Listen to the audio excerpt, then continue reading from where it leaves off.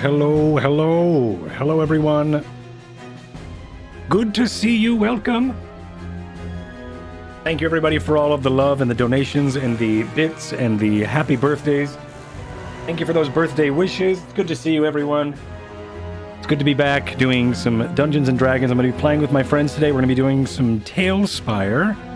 So if anybody has seen that before, then you'll know how cool it is. If you haven't, you're in for a treat. We're going to be doing a casual, funsy, gamesy with a bunch of friends of mine. You can follow us over with an exclamation point multi to see our individual channels and to see our perspectives. We're doing things a little bit different in this D&D show. So expect production to swap and change here in when I get my new computer. So things will swap, and things will change, and things will definitely improve, and we'll see what happens. But if you want to see, if you want to check out the stream today, you always can on any one of your favorite streamers here in the show. So thank you very much. We got Raven of Death, we have Steel Rain, we have Meyer, and we also have my friend Grenig, who's playing as well today. It's going to be a lot of fun. Let's get into it, and let's see what everybody's up to, and then we'll dive right in. Okay.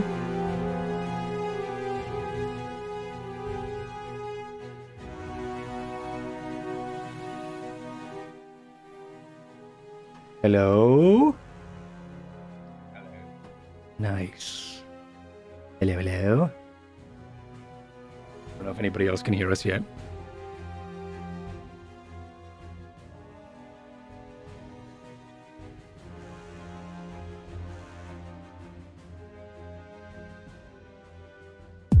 I think everybody's still starting their stream up.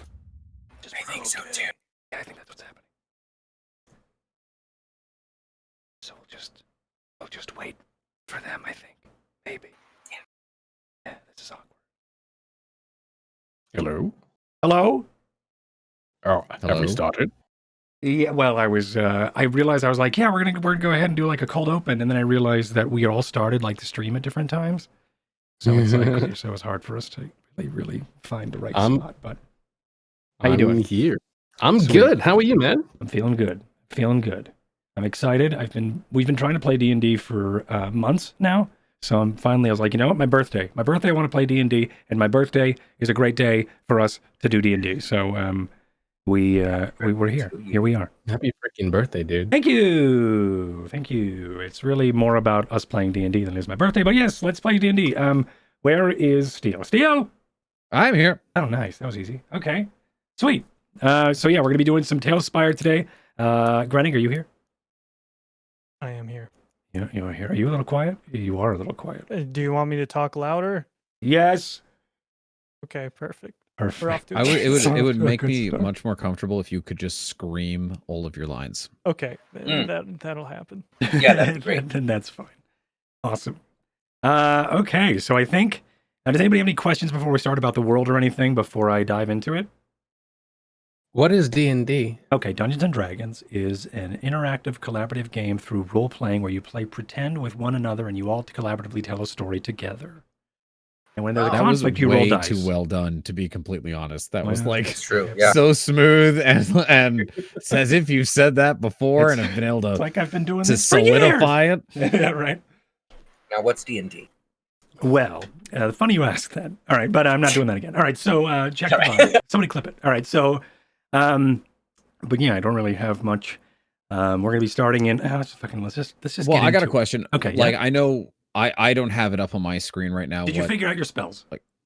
Yes, I have my Okay. spells. I have figured out my 6 spells. They are badass and ridiculous. All right. Okay, don't tell But me. I wanna see them. I What was level is wondering, 'cause, that? right? We were picking out our characters. Are we starting in this position? No, Like, no, do that was we just know okay. no. That's backstage. I mean, you can. Okay, that's why I wasn't showing it yet. Yeah.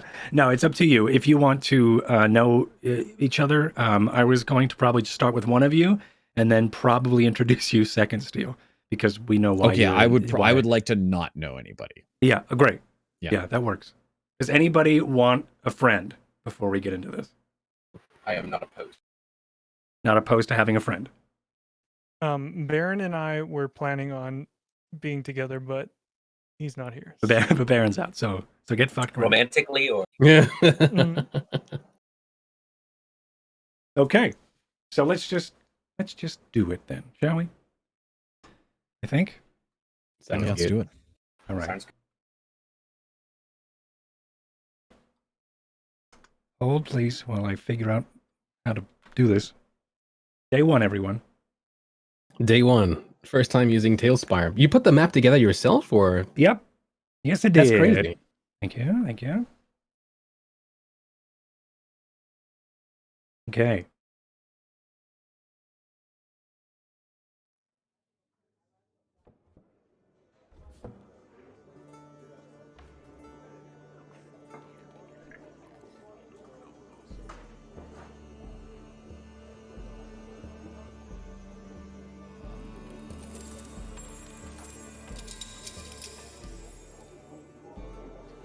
The lights fade up as we are looking down into a tankard of ale. There is cheers and music behind, and people dancing, and people are moving a little bit too close to a stone precipice that goes into a dark abyss down below.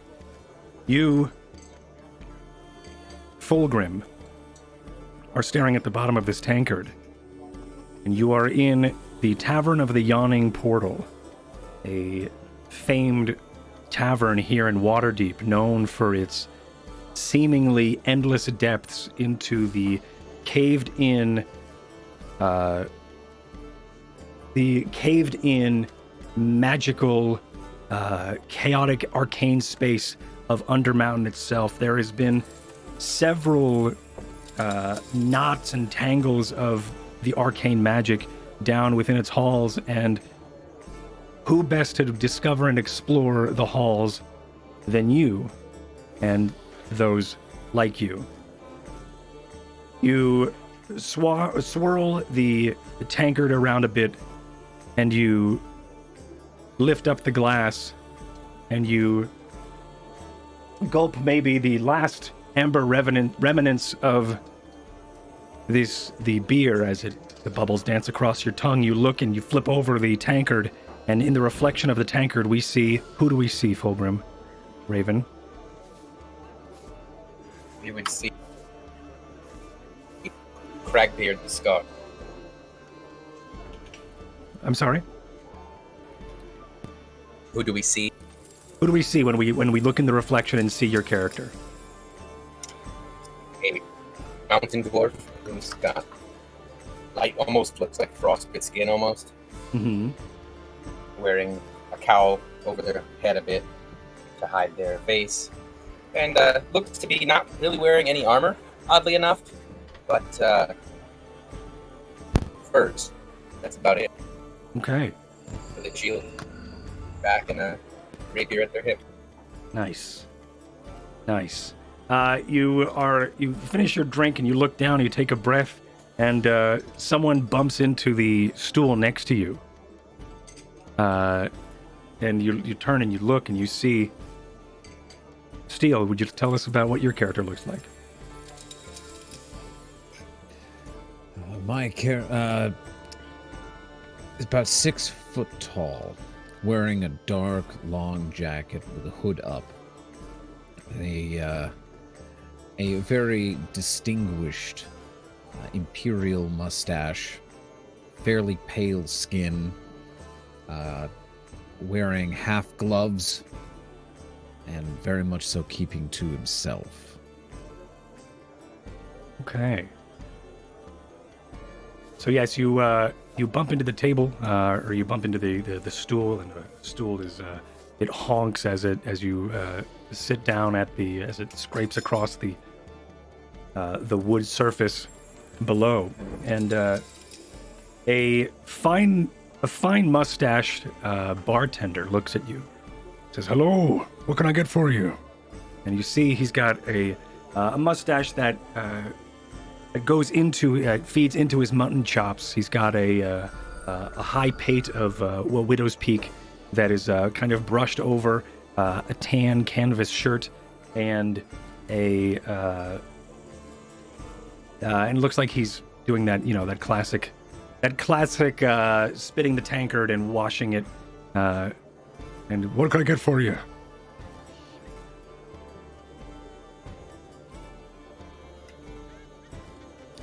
He's talking to me? Yes, you speak.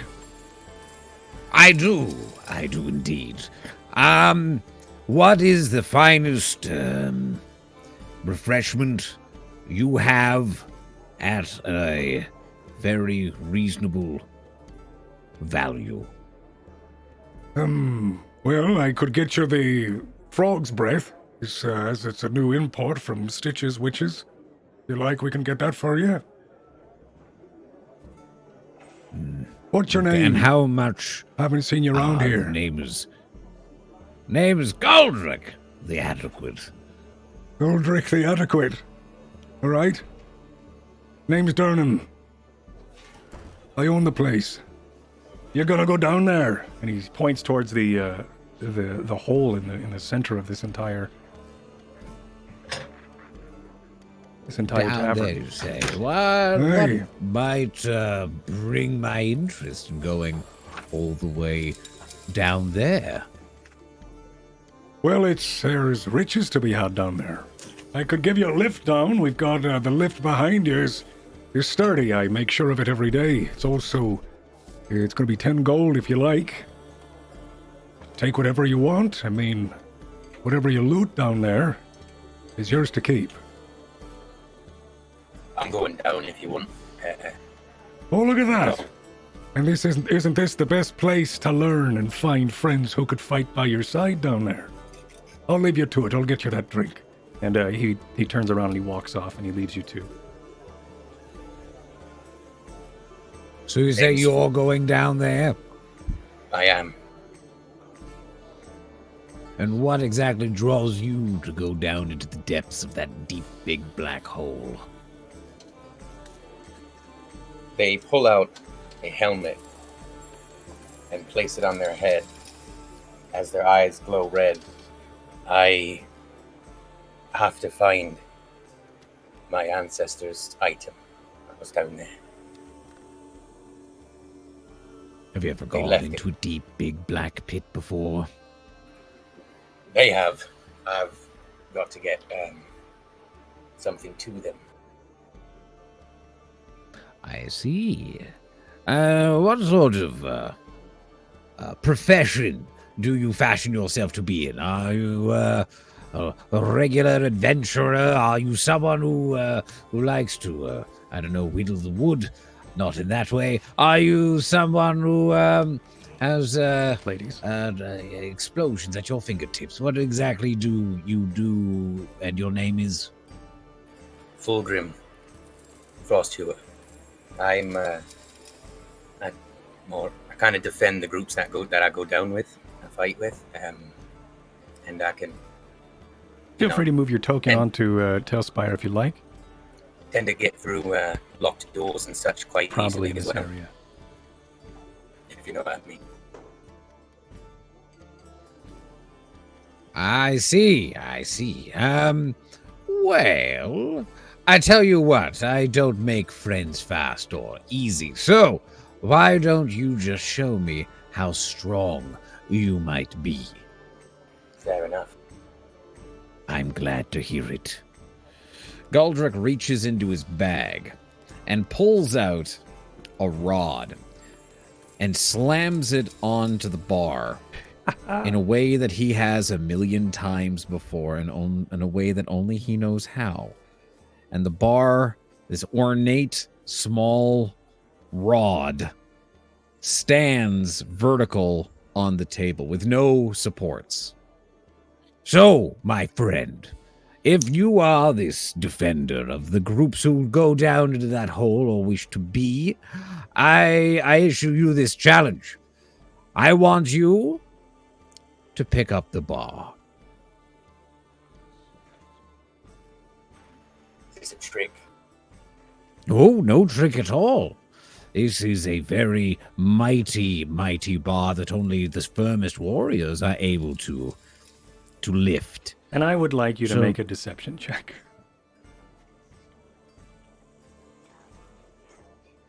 and we are using Beyond the Spire, so it's an extension between Chrome and D&D Beyond. So you should be able to click it in D&D Beyond, and it should do all the rolls for you. And we're also learning a lot of things in this game, like where things are, the tech for Tailspire, and also Beyond, and things like that as well. So bear with us, everyone.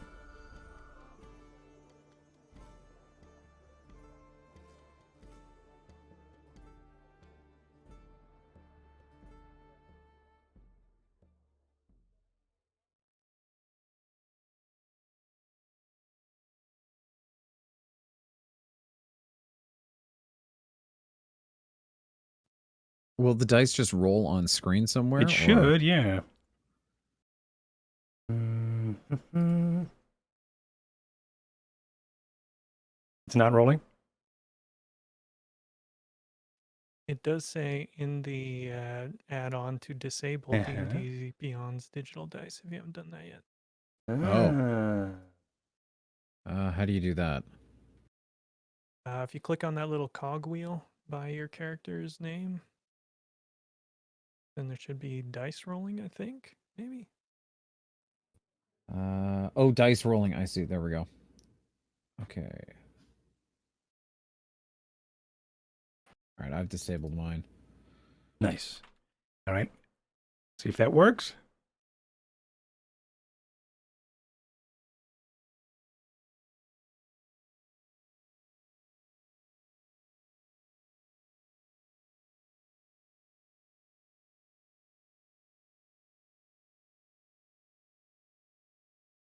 I'm gonna quickly try and roll as well, just to see if it works. Yeah, I'll do the same. I will also do the same. I thought I had mine working. Oh, I saw it pop up in here. I saw someone just rolled 12. Yeah, so I rolled a 12 in D&D Beyond. So what happens is that you press a roll on D&D Beyond, it rolls something there, but then you then grab the dice in Tailspire, and then you check that. Oh, I see, yeah. Okay, let me try that.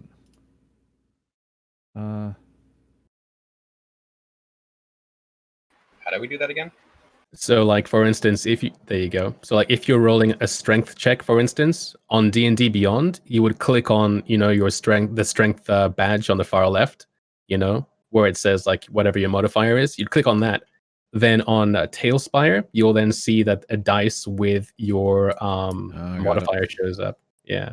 And you just roll that. I just wasted a really good roll. Nice. Jesus. Nice.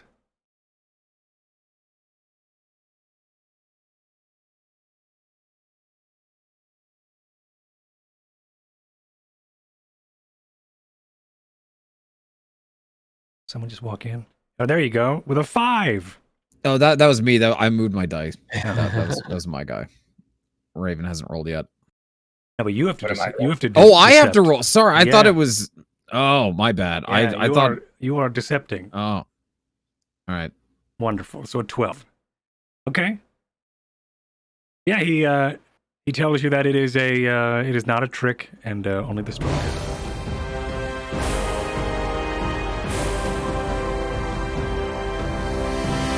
Did you hear that? You didn't hear that. Did you hear that? I did. You did? She minus $100. All right. I'm more of a. You aren't hearing my alerts, are you?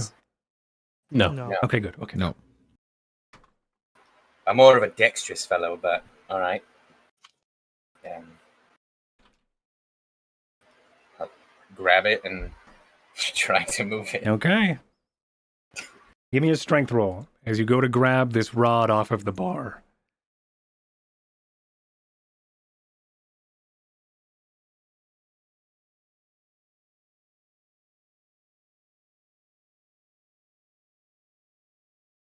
The anticipation is killing me.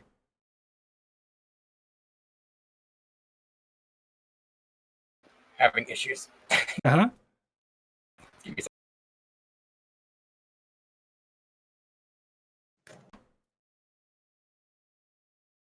I mean, the euphemisms are plenty right now. Right, so. exactly.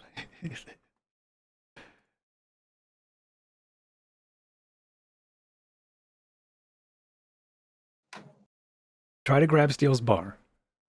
Try to For grab some his reason, rod. I have a weird issue with my strength, but I'm gonna just roll. It's showing me at -4, and I should not be. Oh, Whoa, okay. it's because you're. Why is that? A -5? You have a 5? Yeah, it's a 14. That doesn't make any sense. So that's right. I was just trying to. That's what you get for editing the character sheet, you cheater.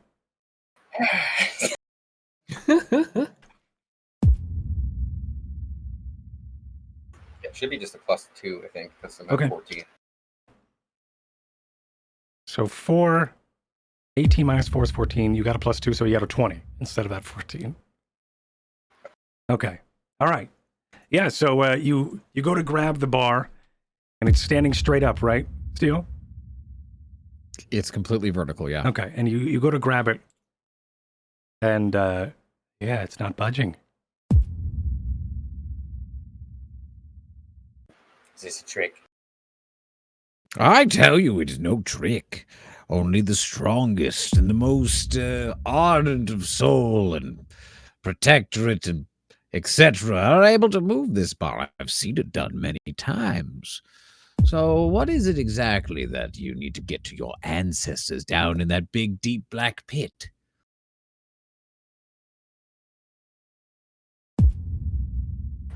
Well, my ancestor perished in Undermountain, and I have to return their smith's tools to them so they might rest.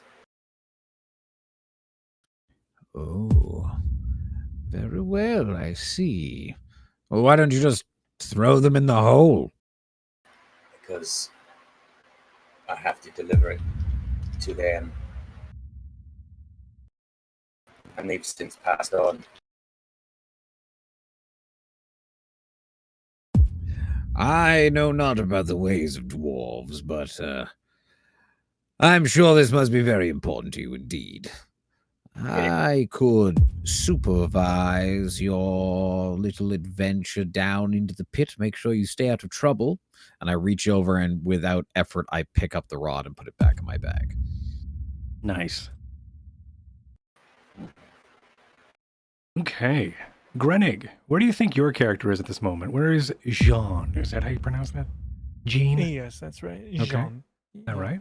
I would say he's probably over at another table, actively insulting somebody. Okay.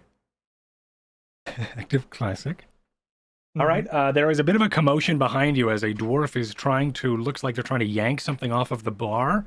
And then he stumbles back and rights himself up. And then a tall, scrawny looking human seems to just effortlessly take the rod off of the bar as you're off making fun of these people. What are you talking about, small one? The person says to you as they're sitting down he's trying to eat this food. He's got cloth or a cloth napkin stuffed down his shirt, trying to eat this like really greasy chicken. What are you saying to him that is making fun of him? Listen, you have such a very small mouth. I could devour this chicken in seconds otherwise, but you have tiny teeth. You're not able to snack away on this. I'm so sorry. That's not my teeth. What do you mean? I'm trying to. Could you just leave me alone? What are you, some sort of bard or something? You are get out of No, I here. am not a bard. I am, of course, a very famous fighter, Jean Petite. Yeah, I'm sure you've heard of me. No, I've never heard of you. No, that is the wrong answer, and you have insulted me. I'm And I trying give to him eat a my little food slap here. across the face. Ah. Okay, all right. Listen, do you need to duel me?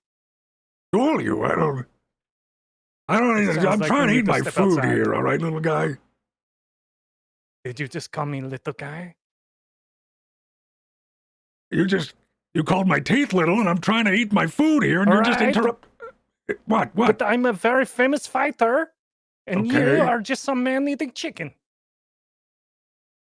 I'm not sure what it is you want. Can I just eat my food, please?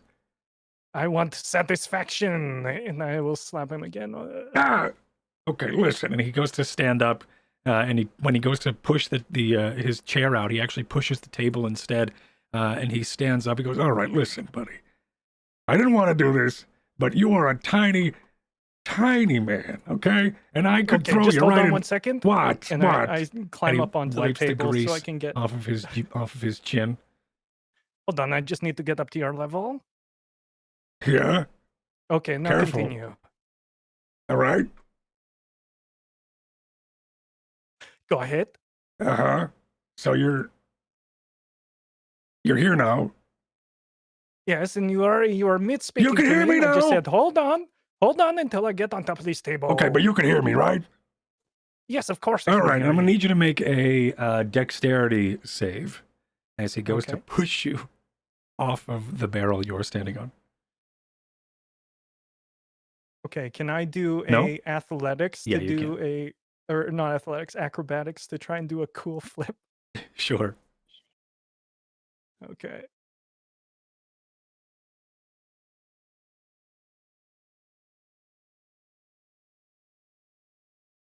Okay, and now to see how to roll this. Drag. And now could I see it? Oh, I'm sorry. I forgot that we were in cinematic mode. Nice. Ooh. Okay, with a critical 20. Yeah, he goes to push you. Oh, okay. So I think what he does is your back was facing the yawning portal, Okay. the hole in the ground. And I think he goes to push you, and as he does, you deftly dodge out of the way. He trips over the rocks and the ropes, and he just falls.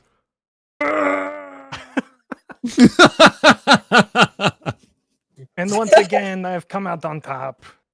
And I just imagine you with like a foot on his table eating the chicken that he didn't finish. Yeah, I'll start eating the chicken for sure. Okay, perfect. All right, and at this moment, Meyer, you are able to walk in. Vin, or I'm sorry, we see a new character walk in, and Meyer, could you tell us who it is that we see? What do they look like? Okay, so entering the inn, there is a shrouded character. As he enters the inn into the candlelight, you realize that it's not a shroud, but in fact, it is a scale-like, cobra-like hood. His face is scaly, his nose is sleek, and in the darkness of this candlelit inn, you see these piercing blue eyes. You see a dragonborn in a satin red robe, blue, icy-looking skin. And he looks around. Nice. Yeah, you see, I think you come in right when you see this person just trip and fall down into the hole, and a proud halfling goes and steps on the barrel to stand back up, and then walks up onto the table and proudly eats the rest of the person's meal, as the halfling, I think, scans around and maybe locks eyes with you. Okay. I look at the halfling as I walk inside and I go, I want no trouble with you. Well, of course, there's no trouble to be found here unless you insult my height. Quite. And I proceed to enter the inn while making sure that I, keep a very nice breadth away from the halfling character as not to suffer the same fate. Yeah. Did you want some chicken, by the way? Chicken. It's all right. Sure. And I'll go ahead and hand him a drumstick. Well, feel free to move your characters around with the map if you like. All right. I think I maybe accidentally reluctant dropped him down the cutscene. cave already. Oh, yeah, there he is. Perfect. Let me see Nice. if I can. How do we get him out of there? Hey, nice. And is he out? There it is. Okay, there you go. Hey, Classic. thank you. Yep. I wouldn't say no to a free meal. It's been a while. Hey, how long has he been? A few days' journey. You haven't eaten for a few days? I traveled light. I heard that there were wonders to be had in the Yawning Portal Inn. Oh, are you going to travel down below? I have plans to do so.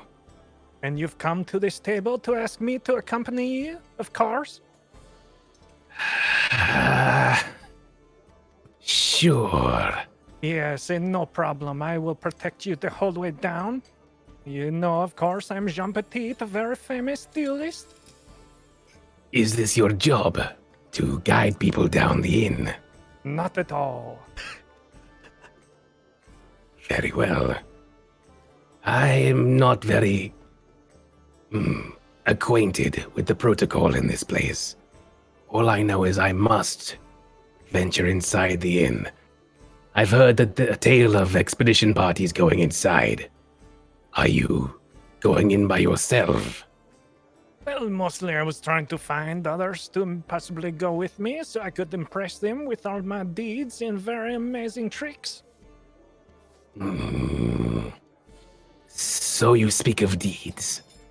What is your most interesting deed? It has got to be the time that a man insulted me and I caused him to fall down a very long pit and then ate his chicken. That sounds like a most valiant encounter. Thank you very much. I'll make my way inside for now, if you don't mind.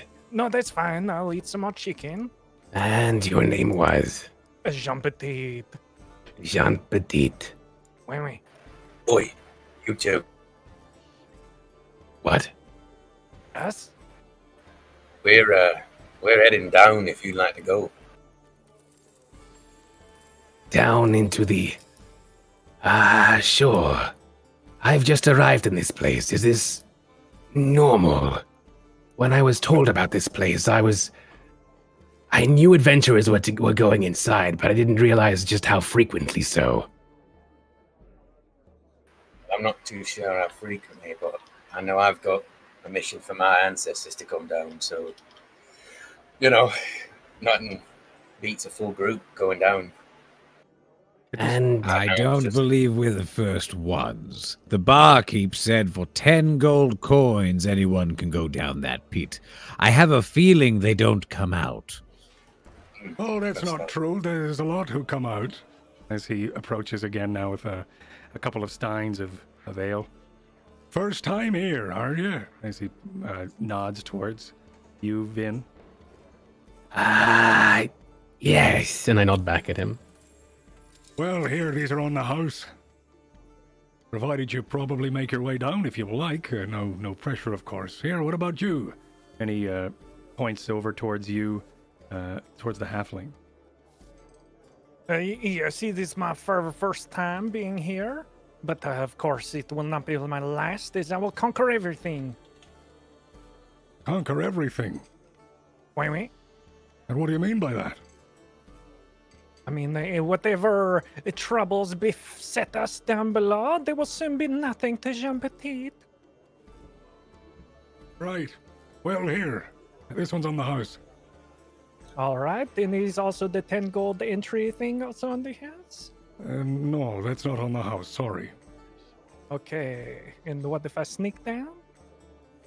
Well, if you sneak down, then I'd know that you snuck down, because you just told me that you're probably going to sneak down. Okay, and you're on to me now. I see, very smart. Well, you told me where you're going. It's not me being smart. I'm just heard what you just said there. That's why.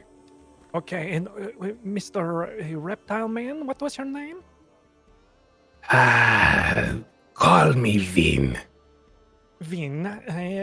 My Vin here, he will cover me on this one.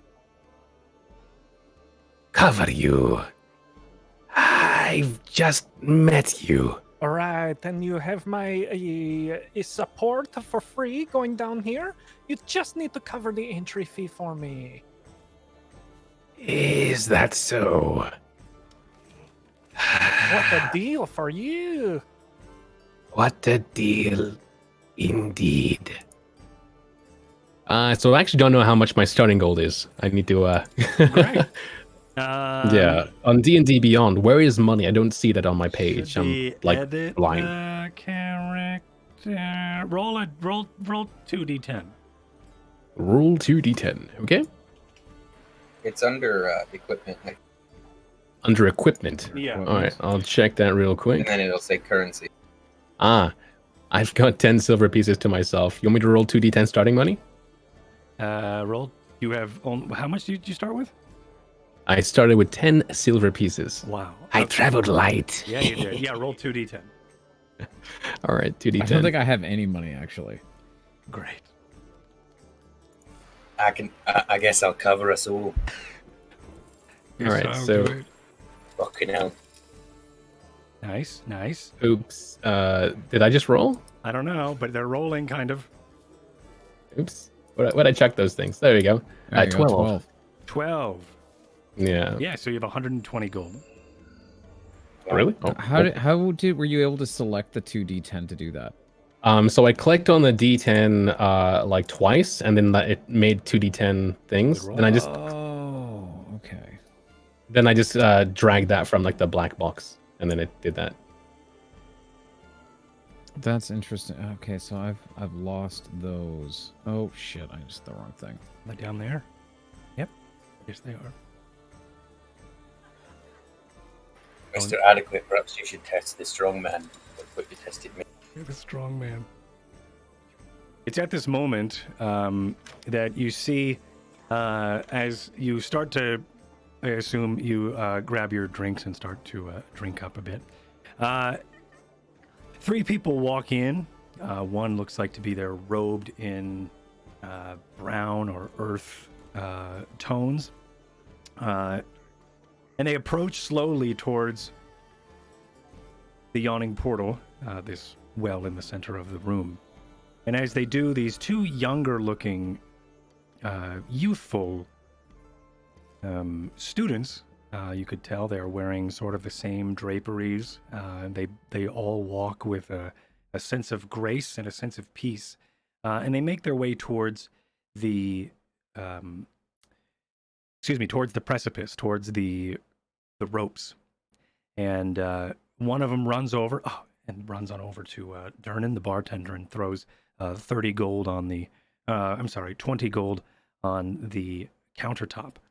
And then they go over and they start to strap themselves in onto this platform. And then Durnan goes, Ah, yes. and then he makes his way over there. Be right back. Excuse me. And he makes his way over towards the lift. And he starts to strap them in with these different cables and things. And some of them just sit in there on this lift. And then he starts to crank. And he also rings a bell. And then everybody in the bar, or seemingly everybody in the bar, starts to cheer again. And music starts to play. You do see when these 2 people go down, they are very much at peace. Their heads are down, and they seem to be focused on something. The older person looks up and like sort of breaks this trance that they were in. They were like had their head down, and then when they kind of snap back to reality, they wipe their cheek a bit, and then they sort of start to slowly make their way towards the exit.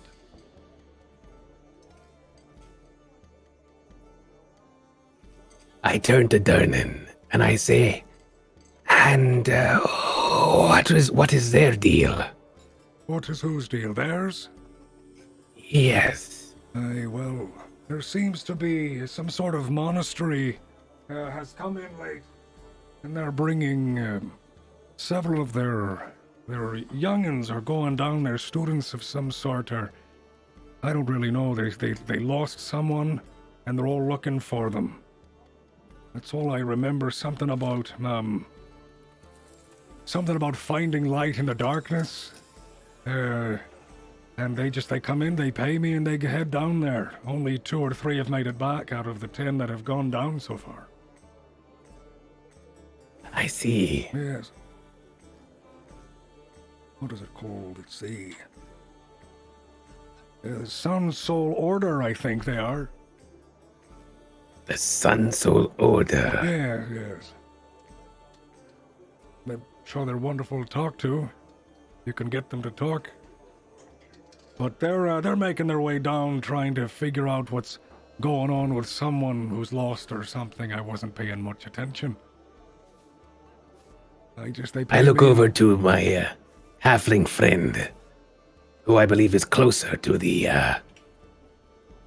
shrouded person who didn't go down. And I say to him, "You seem to have a good way around with your mouth. Not that way. Not the How first about you time talk I've to heard them? that, of course. How about you inquire?" What am I inquiring about? Apparently, there might be a missing persons quest for us down there, among other things. Okay. I'll look over at the shrouded person and go, "Hey, you looking for someone? You want us to help?" Oh, sorry. I wasn't, didn't see you there. Choose your yes. You watch what you say to me right now. Right. Sorry. I was. Yes, we're looking for someone, but I think and believe that we will be able to find them. Those two Okay. students are the most capable we have. We've Okay, lost a but did you see pupil. me? I'm sorry. Did you see me though?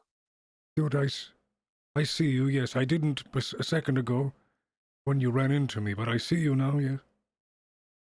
Okay, but you're talking about your students being so capable, and then you see me and my friend here. Yes, I stick my rod into the ground. Not that one. Oh. Well, if you are going down, I would be very appreciative. His name is Siamet Thim.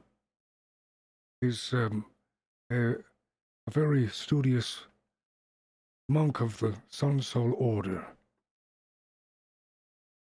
Okay, are you writing this down? I am writing that down now. What is the name again? Siamet Thim. CYMETTHIM.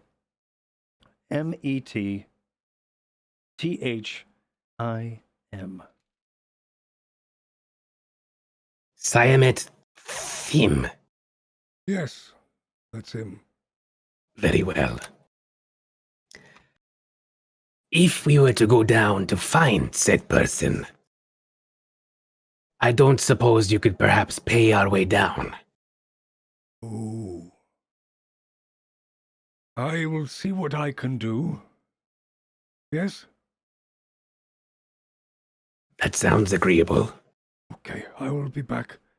I will have to probably be back in the morning, though, with the money. It's a bit of a trek out of the city to come back with the money.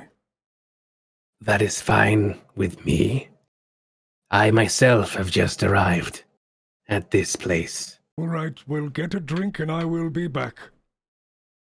You see he starts to waddle off towards the exit. How many? As he goes to exit and turns back to you. How many are you? I look at the dwarf who's... How many can you afford?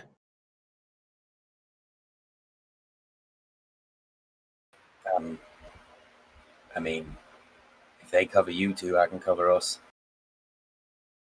That is agreeable.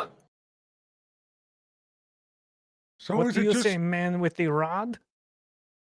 is it just two then? Oh, well. Oh, no, no. I told the little one over here, the dwarf, that I would go and watch over him. Oh. Make sure he doesn't get into too much trouble, so I guess there would be 4. Ah. Then it's an expedition party. But our patron will be coming in the morrow to pay for our way down. You said 4! As he's trying to yell over the bar. Was it 4 Four. now? 4 is fine! All right. And he seems very excited as he starts to turn and walk out. Well, that seemed to go okay. Durnan comes over. That was That wasn't bad. Usually not many people find a sponsor to get down there.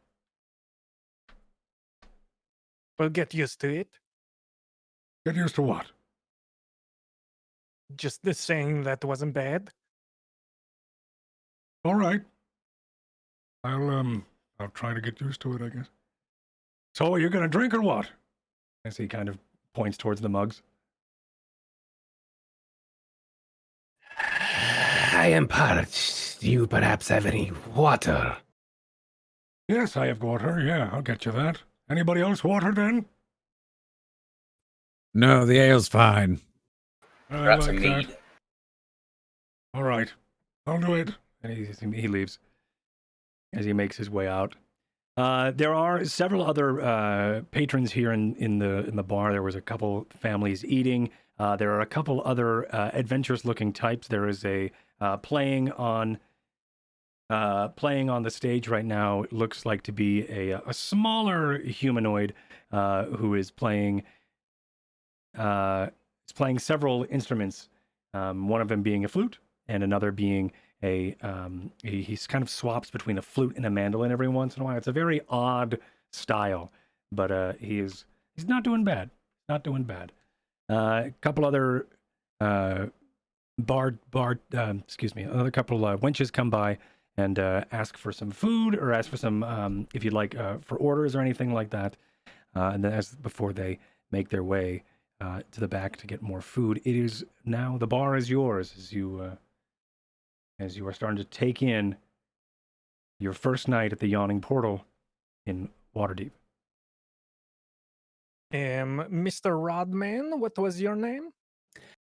My name is Guldruk, the Adequate. And who might you be? Of course, it was very nice of you to be so polite asking my name when you already know it. It's Jean Petite. Oh, right. I'll definitely commit that to memory. And you, other short person? So wait, if you don't like that, why is it all right for you to say it to me? Because I'm Jean Petite. But I'm taller than you. Let's move on. What's your name? Fulgrim Frosthewer. Nice to meet you, and you don't even need me to say my name, of course. So we do will not. move on, and this is my friend. Vin, was it? Yes. Vin. Well met. Pleasure to make your acquaintance.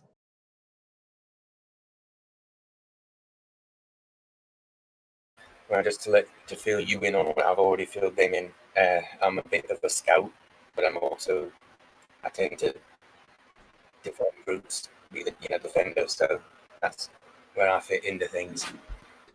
Ah, so you actually work here then? Just that's my skill set.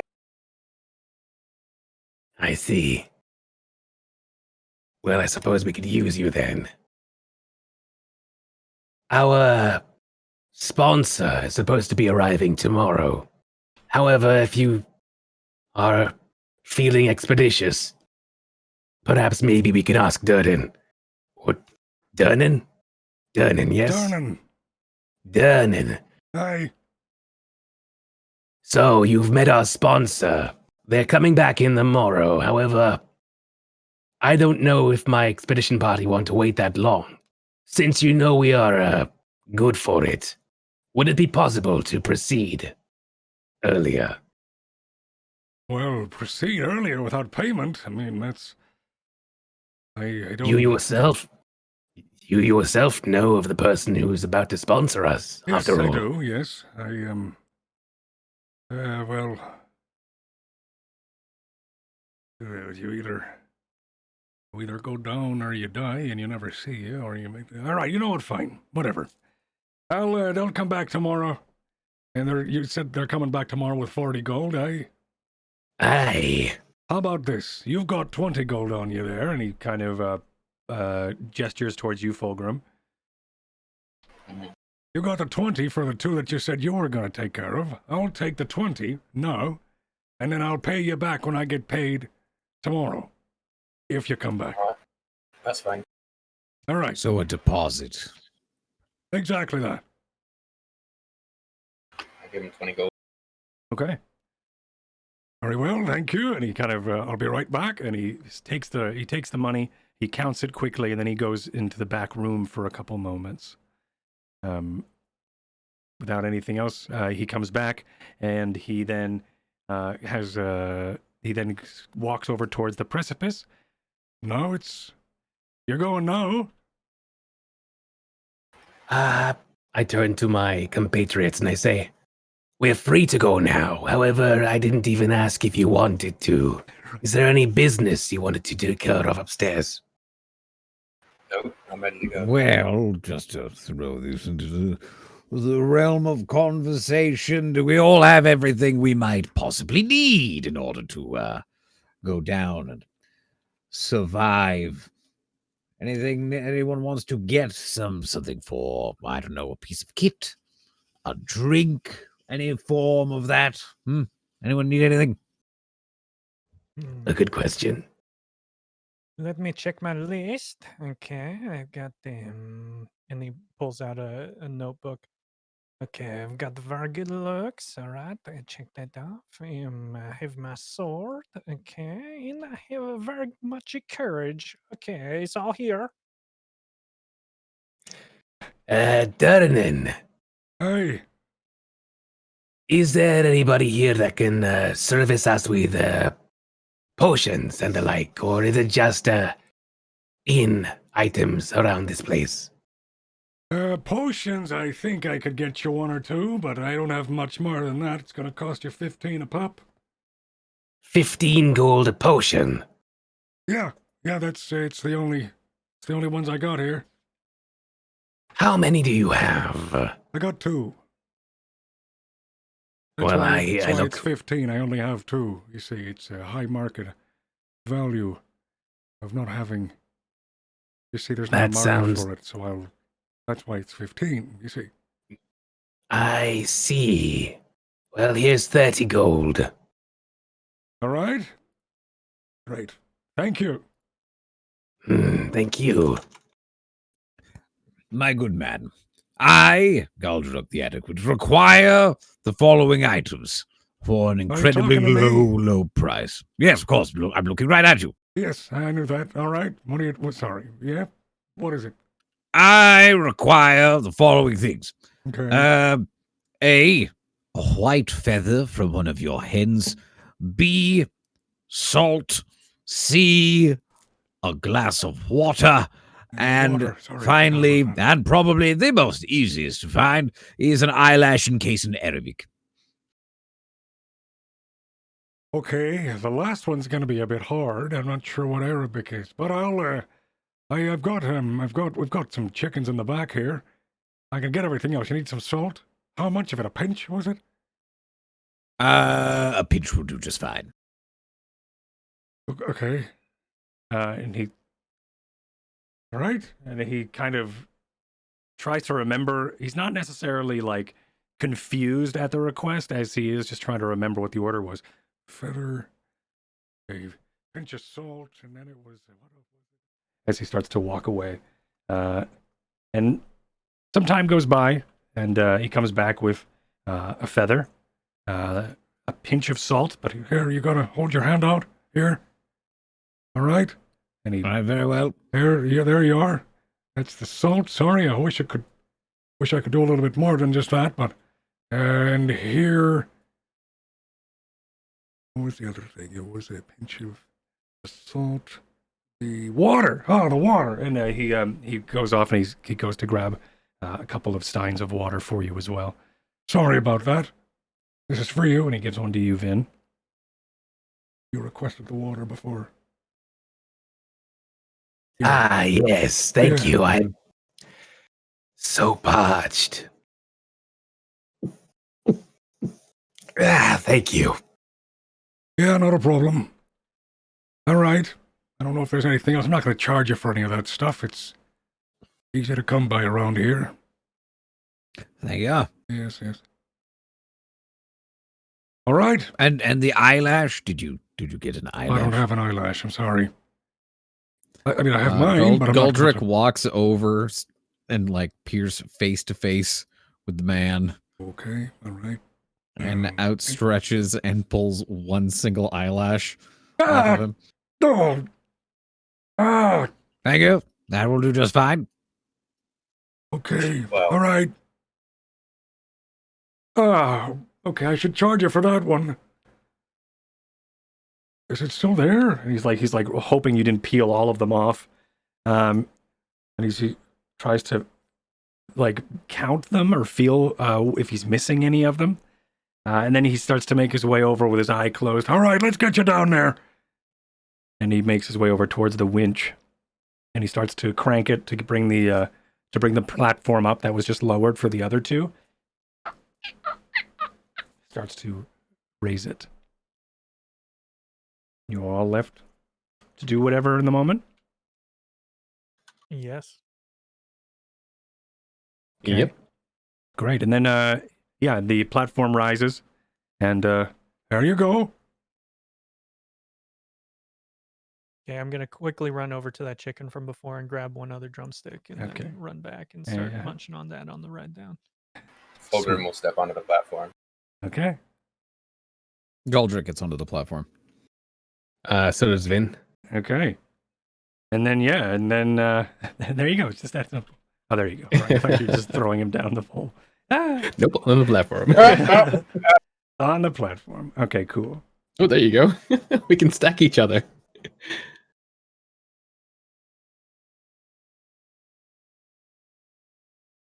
Perfect.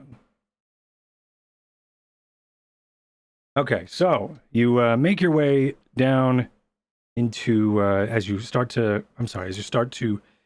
step onto the platform. He then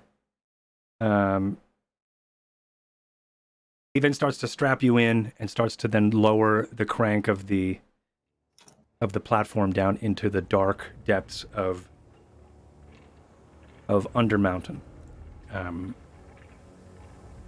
As you go down into the dark depths of Undermountain, I want to know what everybody's thinking as they make their way down here. What are they thinking about in this dark, like, descent? It lasts probably 20 minutes of just darkness, and like it's like an awkward dark elevator ride as you're all making your way down into the darkness.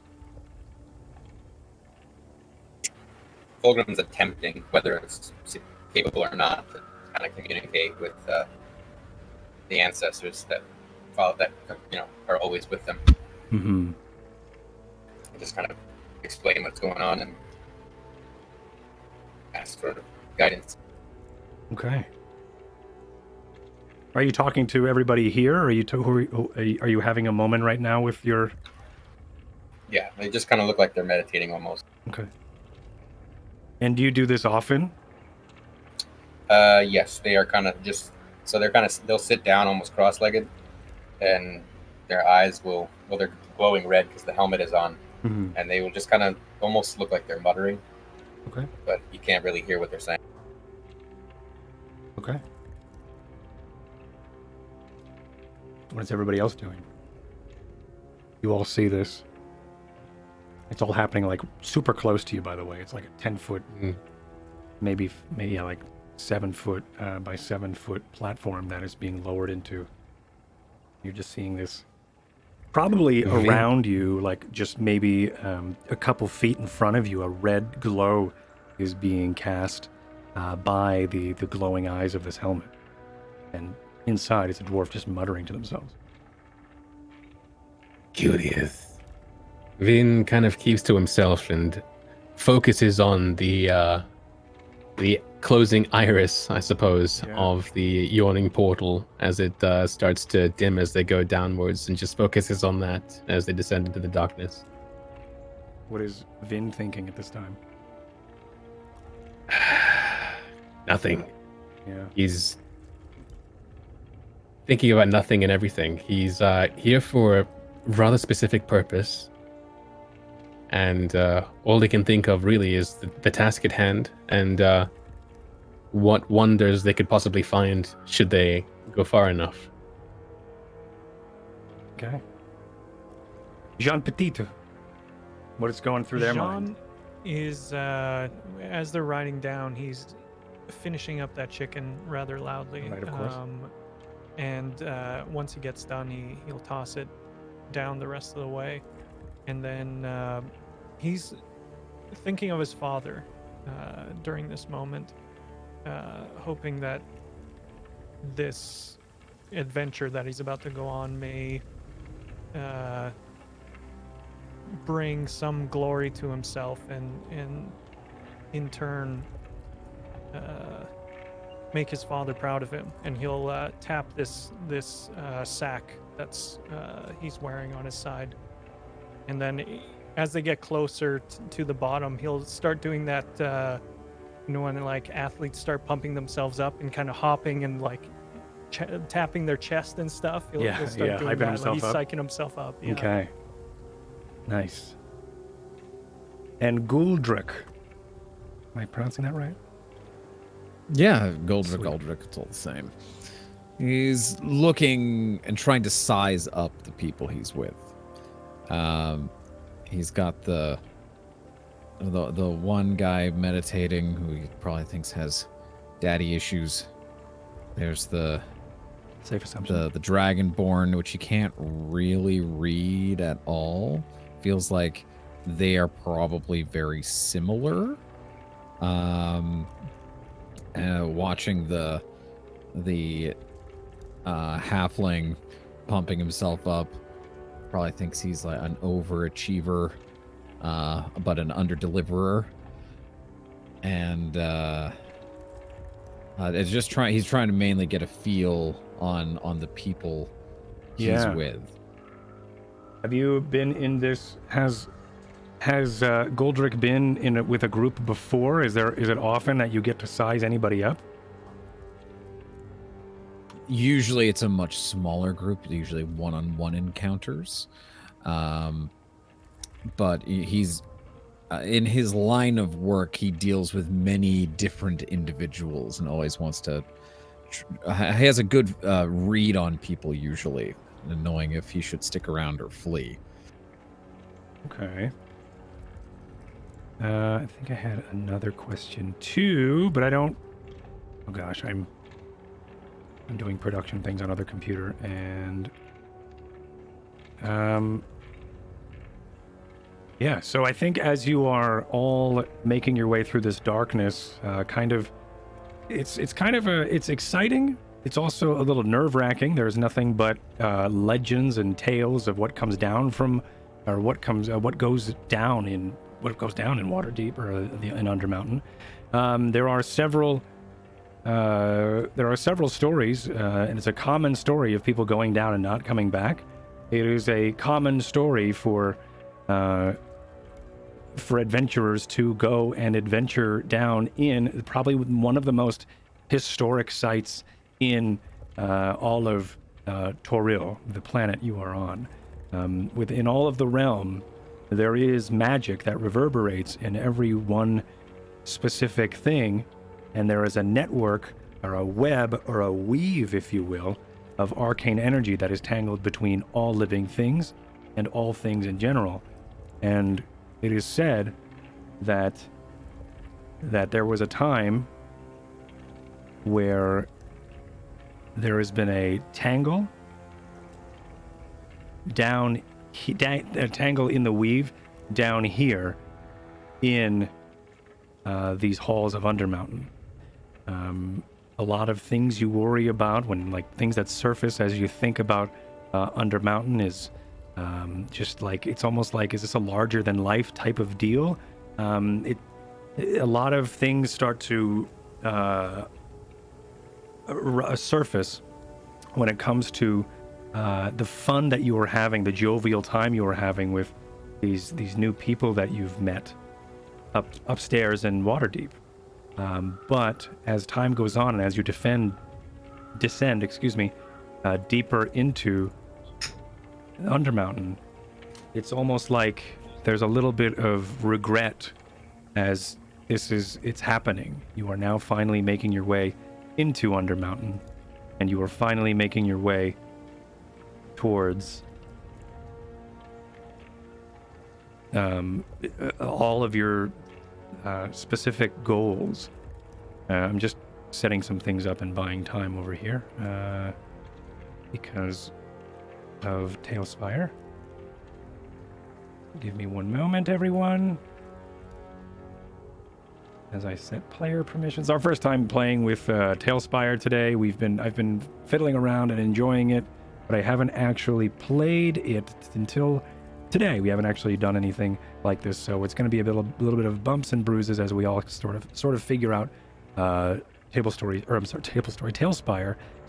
tech.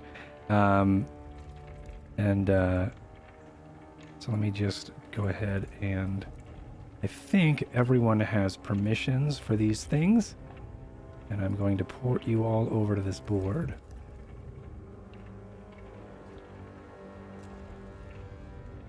Fulgrim will stand up, and my ancestors are with me, and just stand there, militaristic almost, without seemingly any worry. Okay, give me 1 second. BRB by. Okay.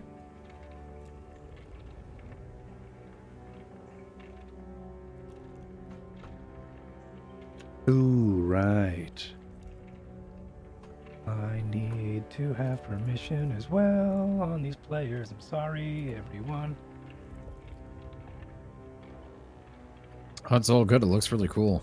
It looks amazing. The GM light moving around and everything. Oh, yeah. I Yeah. didn't even notice that was going on. Excuse me. A literal spotlight. It's great. Yeah. So you Yeah, press it's very cool. You could press L to do that stuff if you need to point something out to somebody. L is how you light.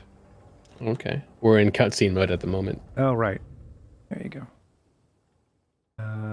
Permissions. Okay, and I don't know why I have all these dice up.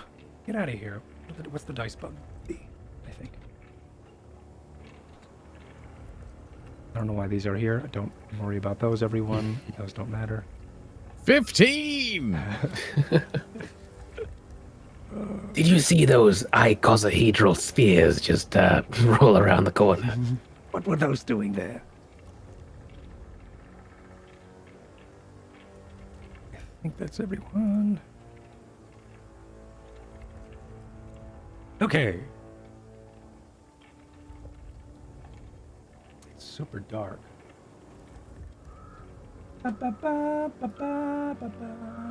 Which is on. All right, yeah. So, of course, it's super dark. It's a fucking dungeon. All right, so, yeah, the mouth of, or the base of Undermountain, or the Yawning portal comes to an end. The boards creak and stop and shudder once, and you probably weren't ready for it as they finally make their way, and then your eyes start to adjust. There is embers of a brazier that looks like it was just burning or was just set alight moments ago. And ahead of you in this room, there are several, there's all four sides of this room, obviously. Ahead of you, there is a coat of arms on the wall, like a shield that seems to be broken with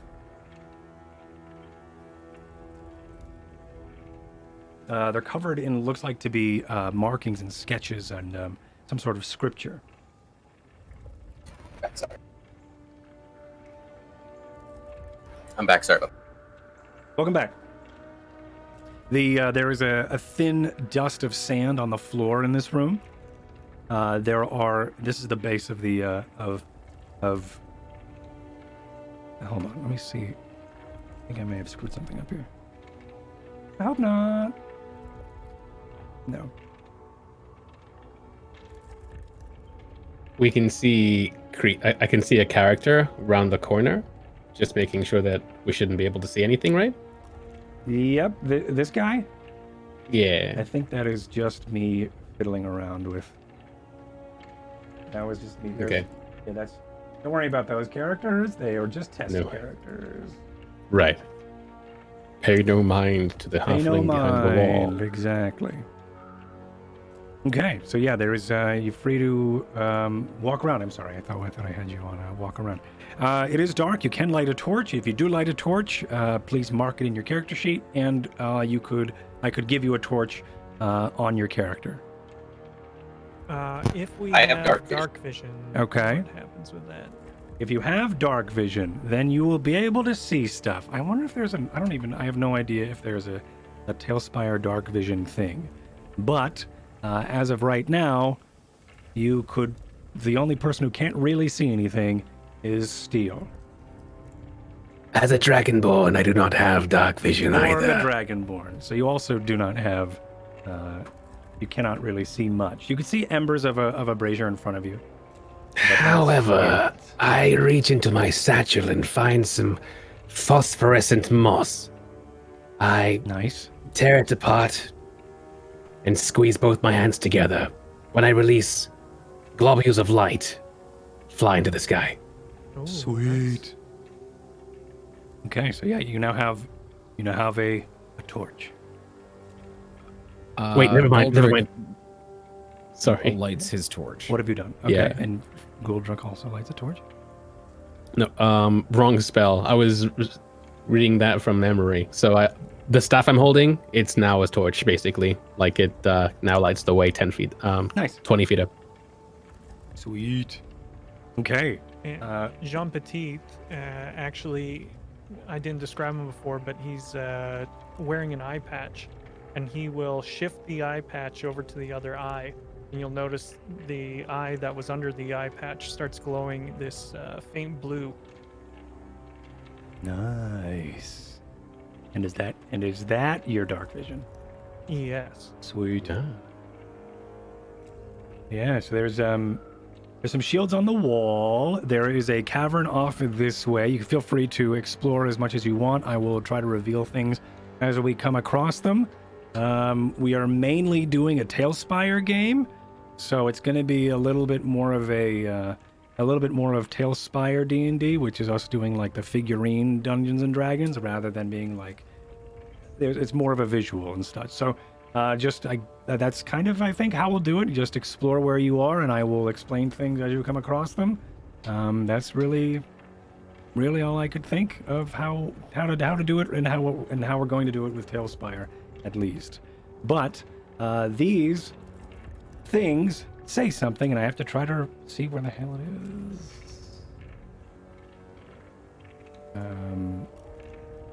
It says in a thing I made. So these two really old rusted shields, they look like they're two different shields from two different cultures. One looks elvish and the other looks to be maybe human. And there is some sort of, like I said, graffiti or etchings across and painted on these old wooden slabs, and maybe some of the scrap metal that has just been stuck to the wall, whether it has been bolted or whether some of the flashings of the metal or shields that have been just strewn across this place have been stuck to the wall. But painted on all of this scrap metal says, "Beyond the Pillar Forest, the Mad Mage waits, casting spells behind magic gates." Beyond the pillared forest. The pillared forest. The pillared forest, the Mad Mage waits. Casting spells behind his gates. I think. Now I gotta go look it up again. Behind magic gates. Perhaps we should get a marching order situated. I'll take point. Okay. What do you do, by the way? What do you want? I'm a scout and a fighting. Like I said, I kind of try to make things fight me more than anyone else. All right. And what about you, Mr. Guldruk? I'm many things, but proficient as a warlock. All right. And you, Evian? I have proficiency with The weave. And I like basically, I don't know, like I make water spout from one hand and like land on another. Ta-da! Amazing. Ta-da! Nice. Okay. Looks like we're going exploring.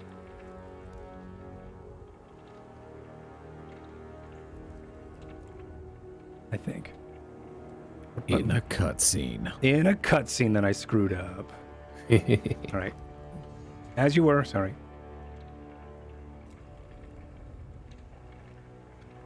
Well, I guess we're looking for some master chamber or some sort with this pillared forest. I guess so, and that man that they told us to look for as well. This hall seems to end abruptly. It does, but it doesn't actually.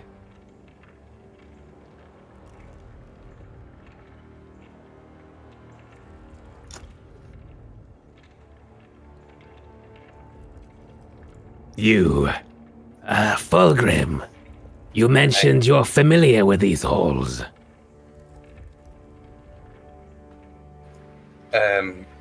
From stories and such.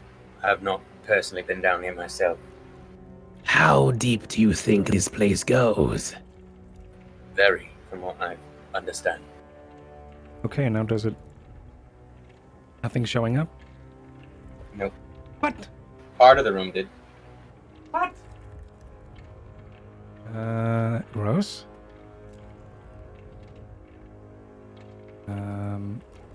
I believe the term you're looking for is Nani? Yeah, what? What's going on? Doesn't make any sense. Yeah, I revealed it. Now it's Like a portion just ahead got Not revealed, but like there. not the section we're at. Yep.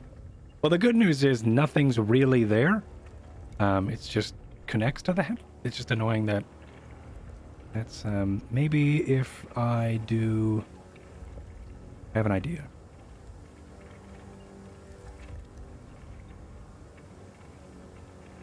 I'm going to teleport you to another room and then reload this. It's also a super new technology, so let True. me see if I do this. Because I am an alpha streamer and I only stream alpha games. All right, let's see if this one works. Okay, and that's gonna be Oh, a God. crazy last battle for us. It's I gonna- didn't I get think that's it gonna be brought with rough. us. The character picker? Yeah. Yeah. Okay, let's see if that fixed it. I didn't get pulled away, just so you know. Are you still a GM? Yeah, only right now? 3 of us got pulled. I shouldn't What still be is a that GM. doing there? Does it say you're still a GM? I can't see my own tag, remember? Oh no. Oh, because everyone is in cinematic mode. That doesn't make any sense. Ah! Okay, we've lost Guldruk. Okay, and I did that. 'cause I That wanted- last step is a doozy. I wanted to see if I would what would happen, and now your character's gone forever. And that's it. Thanks everybody for coming by. That was great. Thank you so much. You're so welcome. That's Dungeons and Dragons, everyone. Tailspire. Hold, please. Doesn't make any sense. Doesn't make any sense. I lost my button. Wait. Interesting. I saw something.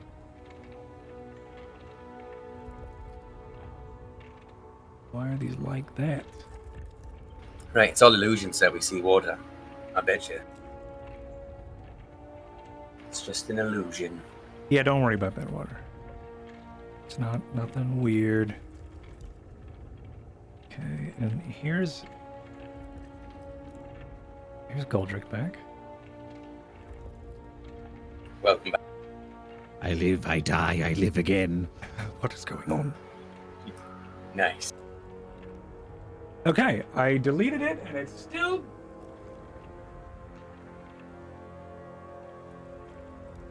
Okay, and that's frustrating. I was like, you What know if we what? just... Yeah, you can just move over there, but I mean, I just don't know how much of the rest of the dungeon is going to be in pieces like that. Oh yeah, there's a lot of the dungeon. It's Yeah, like 5 most pieces. of the dungeon. It shouldn't even, that I should all can't be see. invisible. Oh, that's super weird. Okay, well, I mean, on this end, it looks fine. What if I make you GMs? Would you be able to see? Possibly. I don't trust what I can't see. I'm going to stay back here. Yeah, I'll just stay way back here. Let me see. Did that change your view at all? Nope. No. No, I still don't see anything. Should we all try reloading in? Because if you see it correctly, maybe it's just a bug. 'cause it doesn't Yeah, count I correct. just wished I could like force everyone to load something, so I could reveal it as I should. Toggle rulers, toggle cut box. I don't know what that is. Let me see.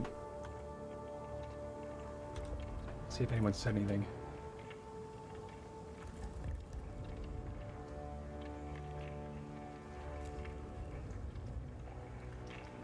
Yeah, I'm unsure what is actually happening here and why it's doing this. I spent all day yesterday covering up the dungeon so this wouldn't happen. Okay, and did that get revealed? Did anything get revealed over there? I think like a little chunk behind them, the wall behind them with the brazier. I can now see. Okay, over so here. what it is it's the visuals for each character are affected, I think. What we're all allowed to see. Because I can see, I've been able to see the brazier for a while, and Yeah, I Meyer can see just that. got able to see the brazier, so maybe Yeah. that's a thing. Either it's new or I just spun the camera around and just saw it. Okay, then why can't I see it? Maybe that's because... The brazier's like floating in the sky for you guys, right? Yeah, yeah. That's exactly Yeah. what it looks like. Oh, so yeah, but you can see a brazier, but you can't see the rest of the dungeon. Can't see the floor. Yeah. Oh, no. It's all I can see segments the wall. of- The wall there. But that's Is there like a toggle to reveal all? Well, what a great question. Let's see. because then we could just keep our cameras in the hallway that we're in and problem solved. Yeah, I mean, like if push comes to shove, you can reveal all if it's possible, and then just lock us in cutscene mode. I can't so see we them just- anymore. Oh, now we're back. Yeah. Yeah. It was the same thing, right? Yeah, I Yeah. didn't see anything new. Gross! Let's try and this is what these tests are for. Let's try a reload. I have no idea why it would do that, because like I don't have the cloud or the invisible box or whatever up anymore. So we So- should all hop out to the main menu. Hop out to the main menu, and we can also just take a break to bathrooms and drinks and stuff while we try to figure out what's Sounds going on. good. Let's do that. I'm gonna walk the puppy. I'll be right back. Yeah, do that. All right. We're going to go to break, everybody. I'm trying to figure this out. We'll all rejoin the call or rejoin Tailspire and see if that helps. Like I said, this is all new to us, so I don't really know if there's something I was doing wrong or what. So we'll be right back. Thanks, everybody, for being here, and I'll see you all in a bit.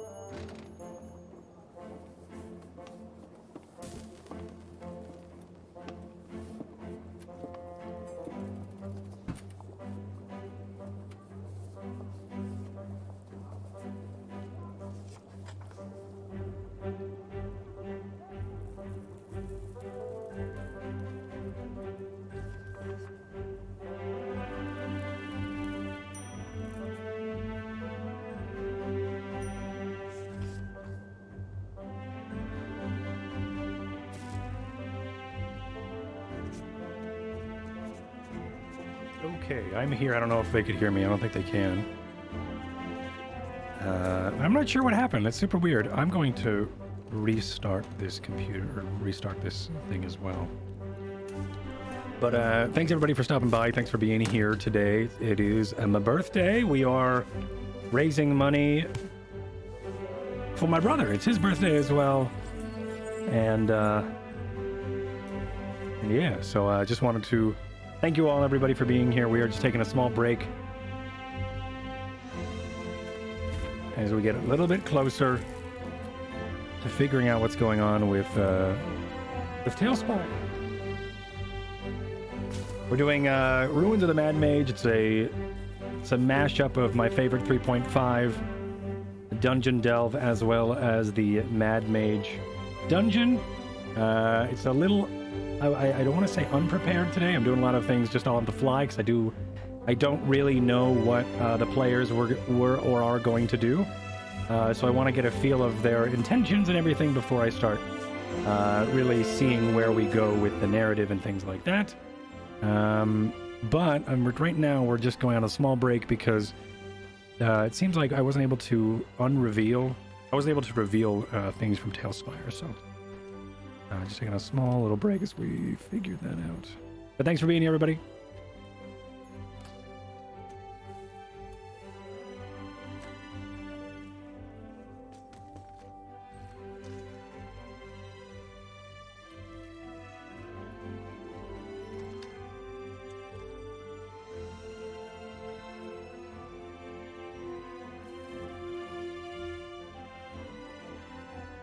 So good news. I timed the edible perfectly to hit when the pizza got nice.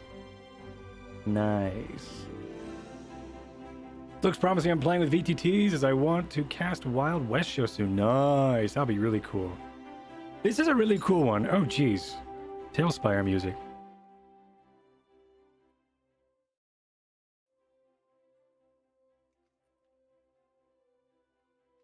This is a really cool one. I've seen Undead Baron play with it a lot recently. So I know it can be done. I don't know how buggy it's been for him. I also turned my air conditioner on, so that's what you hear.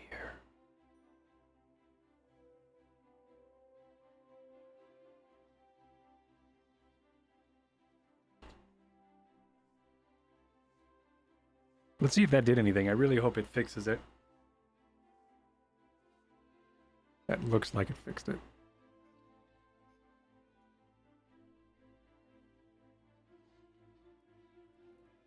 Yeah, there's a lot of research going on for me about Tailspire and how to get it to work and how to run production with it. And so there's going to be some kinks and bumps and bruises on the way as we figure everything out. So thanks for being here while I figure this stuff out. Thanks, everybody.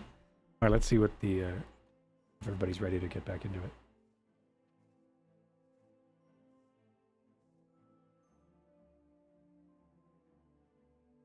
Now Meyer's taking a break.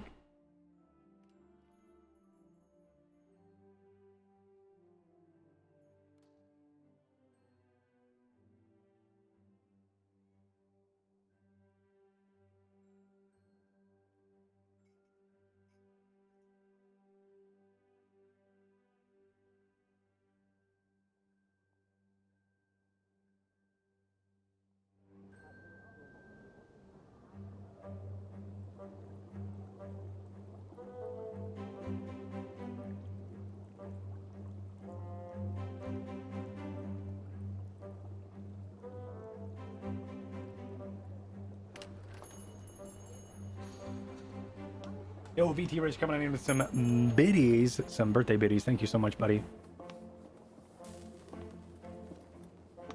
I hope you've been well.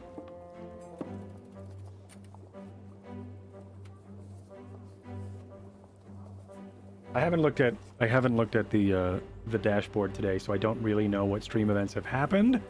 Actually, this is actually probably a good time to go take a look at that. The alerts are muted, if you didn't notice.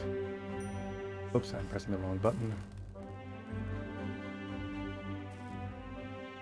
Because that would distract the shit out of me. All right, where are we? Yeah, we got VT Rich coming in with the 500 bits. We got Bladio coming on in for 8 months. Thank you so much, Bladio, and welcome back.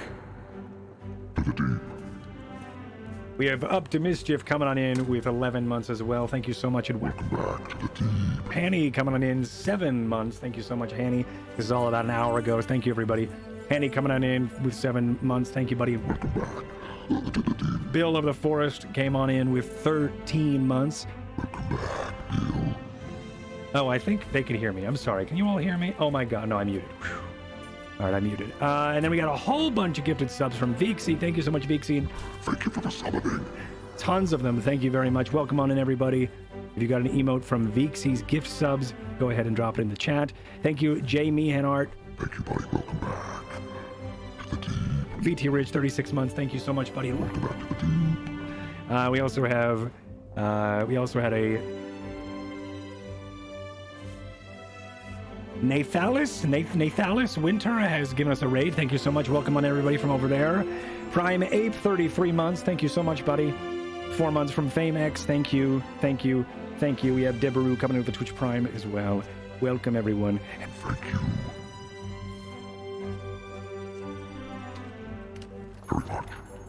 All right, let's see if we can get back in. Thank you, everybody. You are all wonderful. Thank you, thank you, thank you. All right, let's see if we can get this to work. Hello? Hello? Hello? Hello? Is it working? Can we see things? Oh, you want us to join now? I'm not in the game. Oh, yeah, join. Oh, I thought... Sorry. Oh, my bad. Sorry. No, it's okay. With a refresh, it did look like it worked. So that's good news. Ah, okay. So just a bug. Yeah, just a visual bug. At least it does look like it to my one character. Maybe. Yep, okay.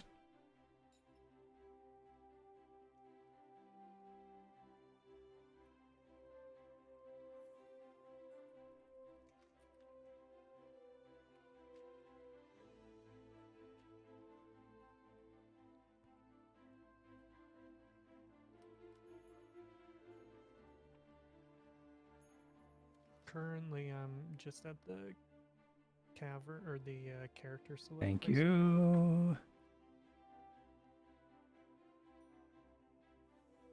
Come on now. Aha!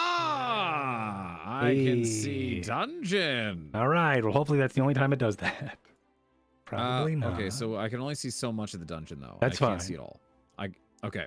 Yeah, that's fine. That's because that is all. That's all me.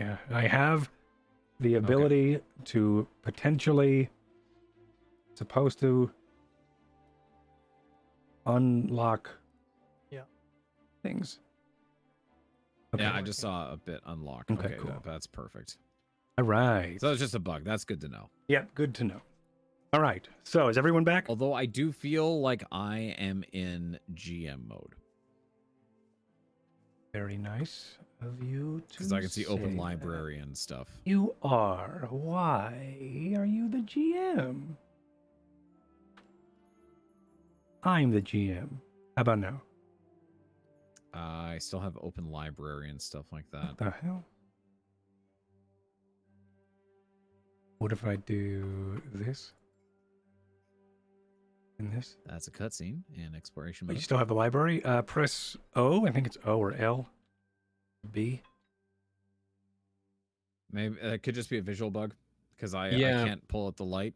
Yeah, I'm pressing the buttons and I see the same items, but when I press them, like it doesn't open anything. So I think it's just a so visual thing. Yeah, we might think Ah! okay. I just didn't want to like rip the dungeon apart by No, accident. no, you shouldn't be able to rip Your the dungeon. spells are just that strong. I know. I Yeah. return. All right, welcome back, Welcome everyone. back. It looks like it's working. I think we'll see. We'll fiddle and figure it out as we go. Okay, so where do we leave off? We were in the deep caverns. We're in the dungeon. Yes, we were. Okay, so you make your way forward in through this dark, musty cavern. On the walls to your right and your left, there are some statues that have been shaped into the wall. There are also some reliefs as well, etched into the wall as well. Some depicting of old heroes of Waterdeep as they've made their way through. Some even of the Mad Mage himself. Where is my notes? There are several. The reliefs also seem to have several different. Can I get a history check from anybody who is looking upon these reliefs? But they look like to be several demonic entities.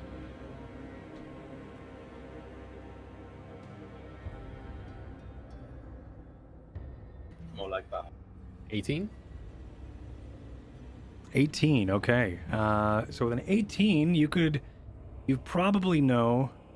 Actually, what else do we get? We got another 18.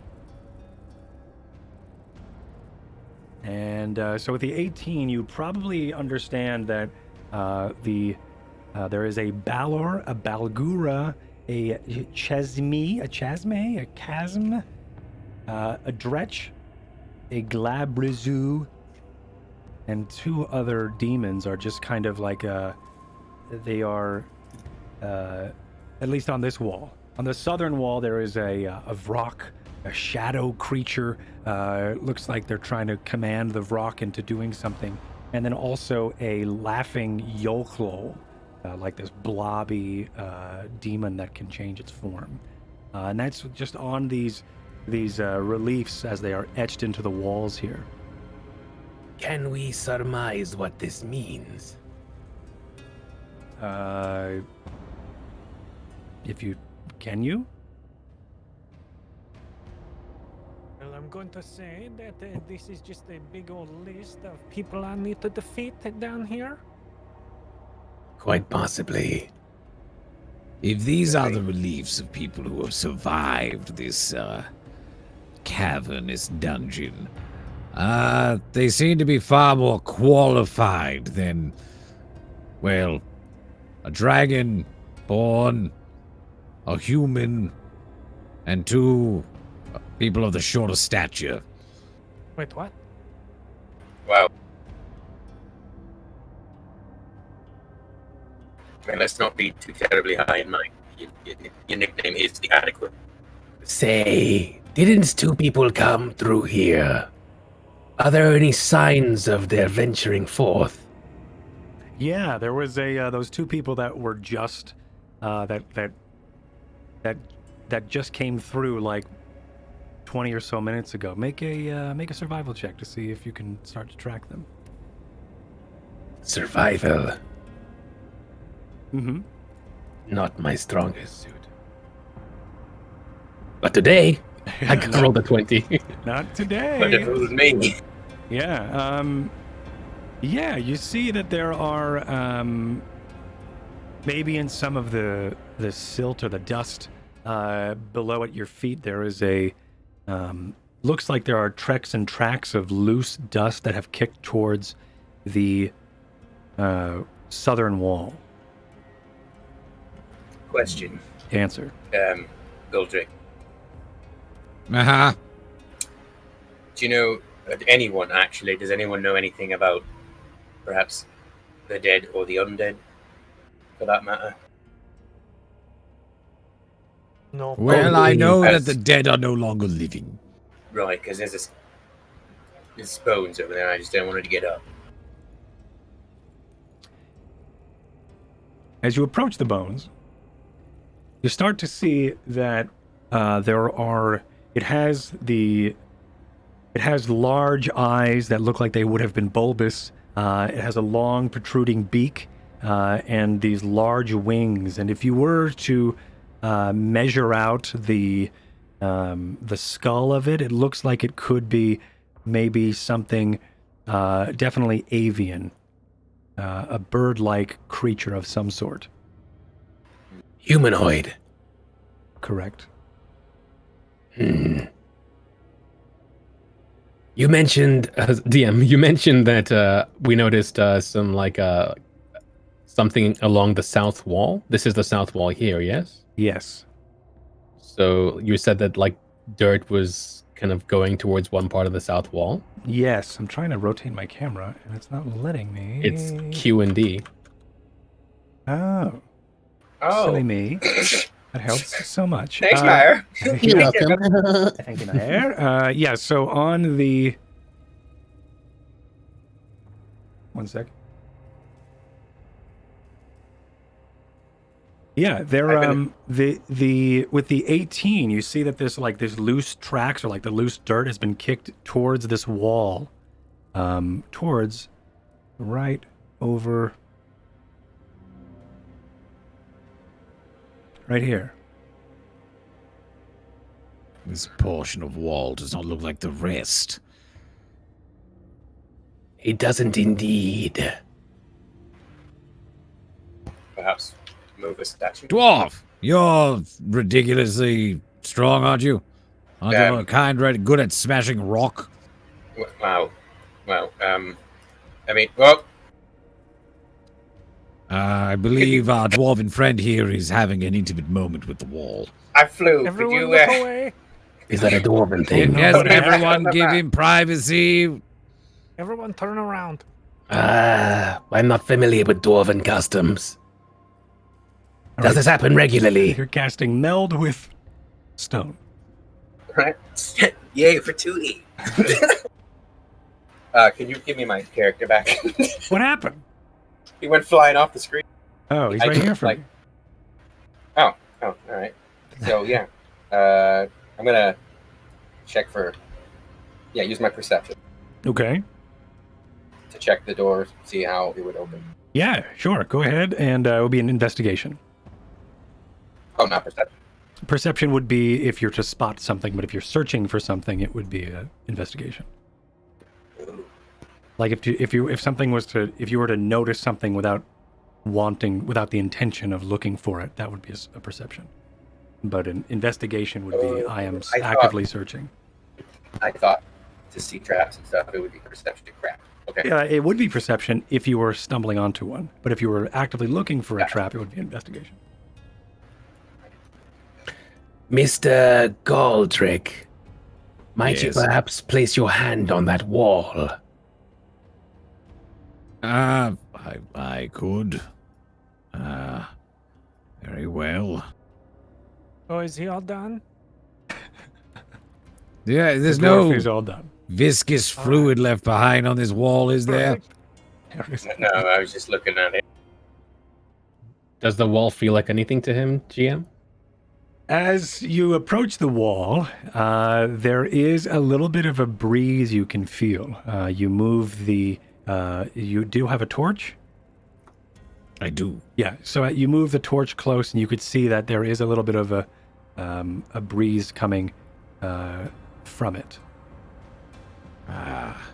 I believe the wall is hiding either a way, whether it be a passage or a cavern behind the rock. My torch is flickering back and forth with the rush of wind that's coming through the cracks and the crevasse here. Maybe there's a switch of some form with one of these golem things. Maybe we should look around, see if we can't move a shield or tilt down a helmet. All right. I'm gonna start looking for tugging on things Okay. around this area. Okay, yeah, so go ahead and make a... around which area, specifically? I'm gonna look over by that big old torch and those Okay. knight statues over there. Okay. Hmm.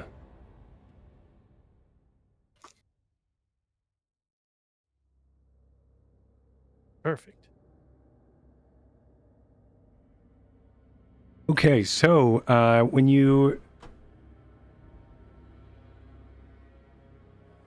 Sorry, just catching up on things. When you head on over there, you see that there is actually there is a relief or like of a Balor, and the eyes are missing. Upon further inspection, there are holes. Dwarf, I found some holes for you. All right. I'll just turn around again. Thanks, halfling.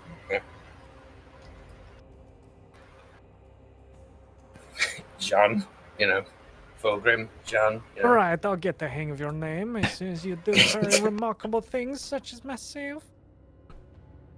All right. So what do I need to roll to? I guess perception now, right? Because I'm looking at the thing. No, it would still be investigation, because you're actively. Oh, I made my character wrong then. I took expertise in perception because I thought it was for doing this stuff. We can fiddle with that. It's fine.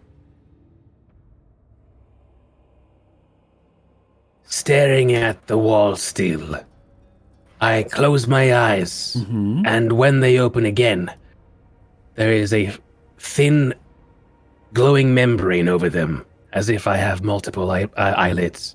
And as they glow, I cast Detect Magic. Okay. The wall in front of you is magical. Fellows, I believe this wall is not mechanical in nature. Okay, and I found some holes, so we combine those two things together. I put my shield over the holes because I have a bad feeling. Okay. I'm just worried something's gonna come shooting out. Okay, so the dwarf holds up his shield. And I imagine you have it like on your belly and you're just leaning up against the wall. That's not his arm, so he's just Right. bracing it against. Okay. And I rolled a 17 for that thing. Okay. You're able to fit your fingers in these holes, these two holes, but that's like an index and a middle finger in there. They're about the size of about 2 inches apart or so. But you put your ear up to it, and you start tapping around and trying to investigate for any dangers at all, and you don't feel anything. But there is definitely a breeze coming from those two holes as well.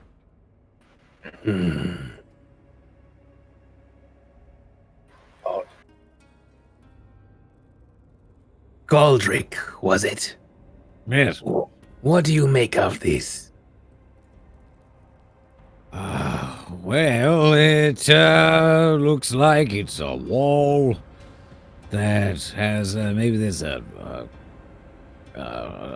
protective curse or spell or something that's allowing it to be in place. That or it's a switch, but you say it's magical. So we must either dispense the magic or find a way in which we can have this protective shield or whatever it is keeping it in one position to be alleviated. I mean, there's a pile of bones in front of it. If we get it wrong, we might become what we stand before. That is... Make a medicine check, those who are looking at the bones. Quite the observation.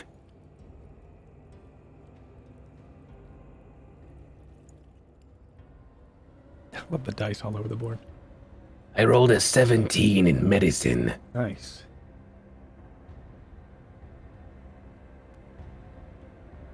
I don't think I'm very medically inclined. I will roll the 3. Excuse myself. Yeah, so as you look down at the bones here, you start to piece together that this was a kenku. You also see that it's laying face down. The kenku being the mimicking bird race of Faerun.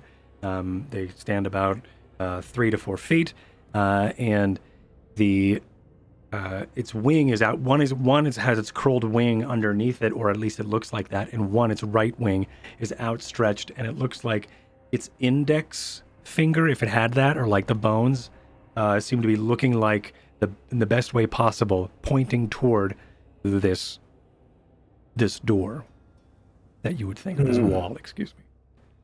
I didn't want to have to do something like this so soon. However, compatriots, please, step behind me. Avoid the skeleton. Okay. Alright, Okay, my I shield. like With this. pleasure. Yep, and I like what's happening here. I take my staff, and standing where I am, adjacent to the wall, behind the skeleton, I'm going to close my eyes and infuse my staff with power. And as it glows, I tap the side of the wall where the air is coming out with Dispel Magic at level 3. Okay. And as you do that, you tap the wall with your spell or with your staff, and it looks like a swirling miasma of arcane ripples start to swirl around and perspire from the end of your staff.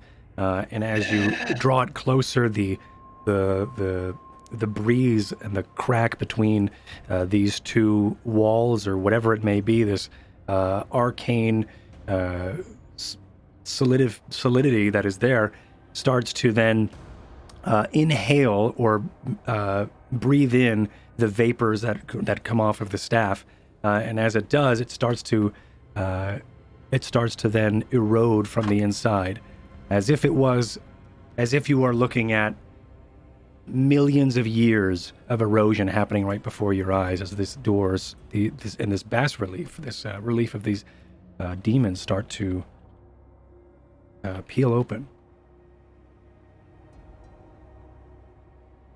Was that The right? what?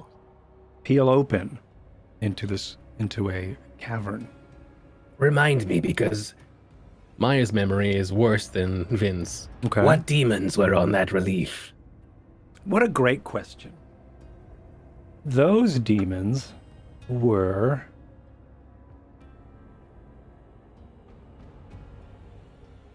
a Vrock, and this was the laughing Yoklol.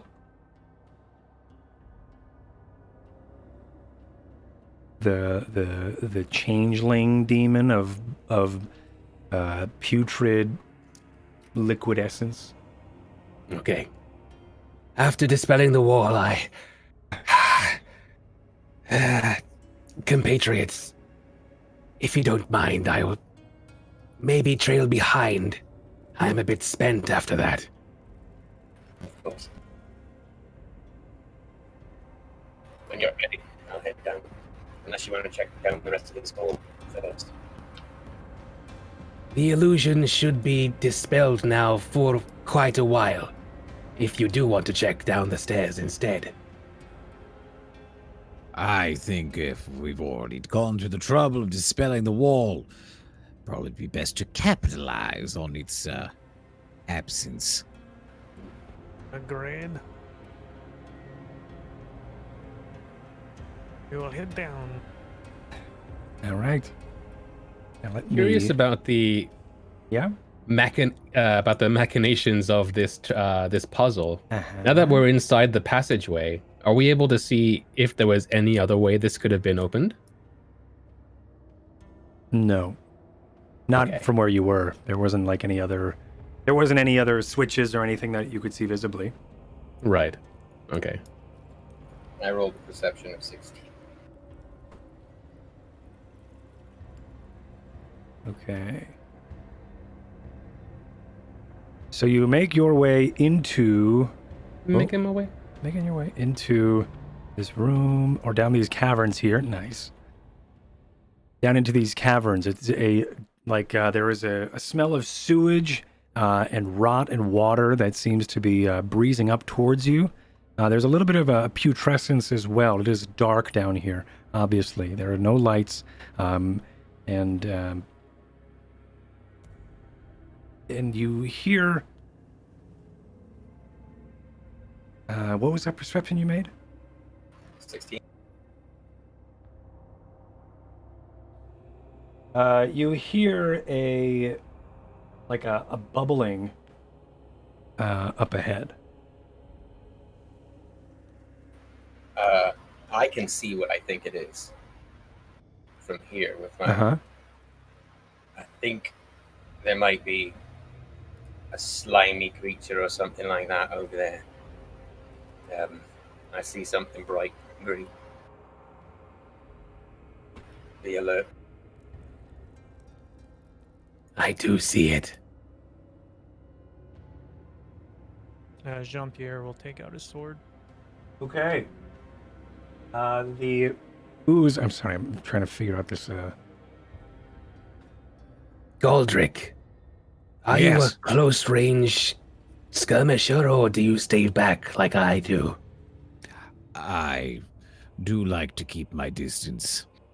Very well. I shall cover your back if you cover mine, friend. I believe that arrangement will work out well.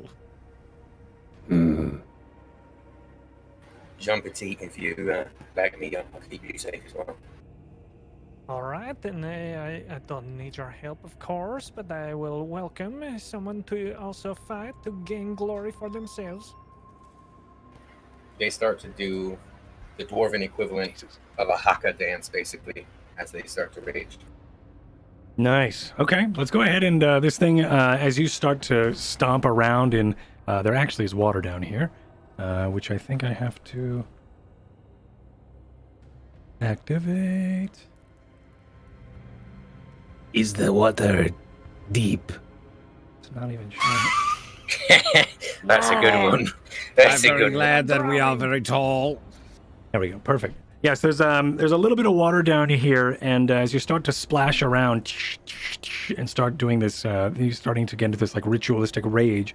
The ripples.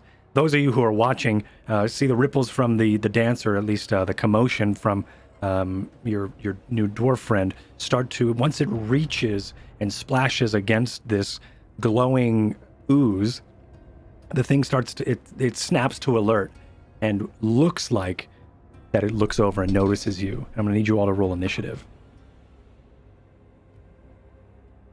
Oh, shit. Oh shit. First combat. And I have to find my stats. I rolled a 1. A 1! And I don't have a thing, so I've got to keep track of it myself. And I wish my air conditioner was on. Okay, so a 1. I have an 8, Guldruk. Yeah, I've got a 7. And I have 11. Perfect. Great. We're doing great. So good. Let's see what this thing rolls. As the haka dance continues, you start to see what looks like spirits forming around Fulgrim. Hell yeah. What did I roll? Did it roll? No. No. Of course not. 6. I see why. Is it doing anything? And I rolled a 10. Okay, so you are first, Grenig. I will yell out to everyone. Do we know how to fight very slimy things? I've never fought a blob before. I have an idea. Okay. And you Probably can tell magic. me later as I go to attack. Okay. Okay, I'm going to attempt to hit it. All right, do it. Oh no. My tailspire on my computer is freezing. Perfect. Good. Good. Good stuff. How far away is the slime? I think we have a ruler tool. We do. It's yeah. Is that it? M, isn't it? Very good. M. start. Nice. Do not Yep. ask me how it works, though. All Yeah, I know is you okay. press M and it makes the ball. Okay. Click and drag, maybe? Oh yeah. That's weird. It's a weird way. Is there another way to make it not a ball? A bubble like that, I guess? Maybe not. Yeah, you Yeah, press make it two. a line. Press 2. Oh, sweet. That gives me tiles. Yeah, how many How meters big is is a the tile? tile? Or how many feet? 5 feet, 1 tile. Okay. So that's 25 feet. Okay. Awesome. Sweet. That's so convenient. That's amazing. That's really cool. Okay, nice. Does 10 hit? A 10 does hit. Okay. What are you attacking it with? I am attacking it with my curved blade. Nice. Oh, you ran right in there. Okay.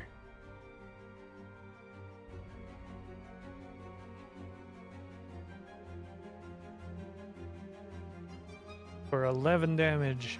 It says rapier, but it's a katana. But it's not. Okay. Okay. I've definitely lost my camera angles I pre-made, but that's fine, I guess. So how many damage? How much? 11, I believe it said. Wow. Okay. So yeah, you Oh, yeah, you go ahead. no, you please. Oh, I run in with my sword drawn, and I will give it a first attack, slashing it just right down the center, and then I will follow up with a attempt at a trip attack.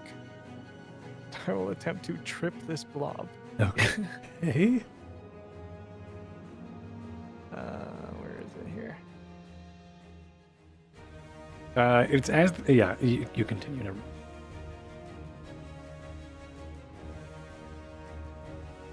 I'm just finding it on here. It's all good. We're figuring out D&D Beyond. We're figuring out Tailspire.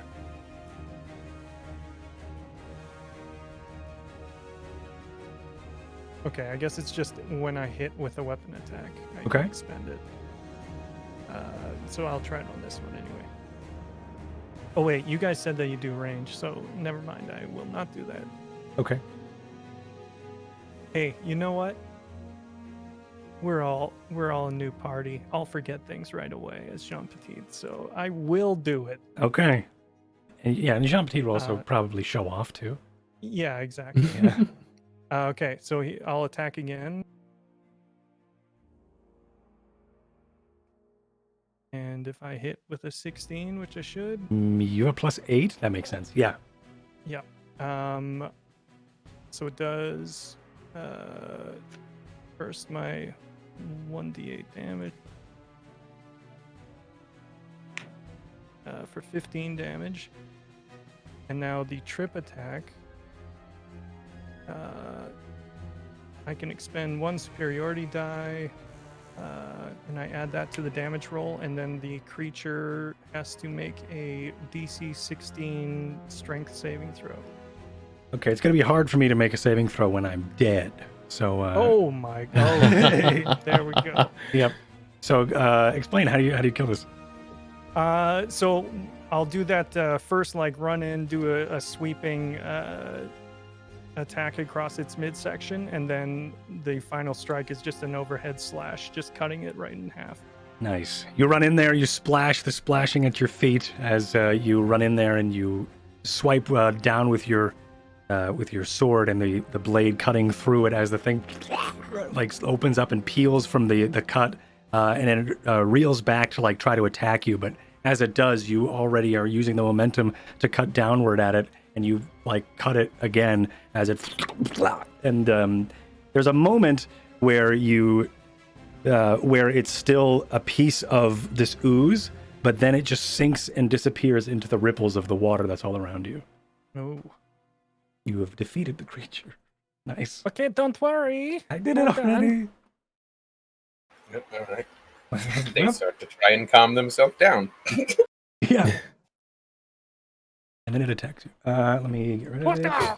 I don't know.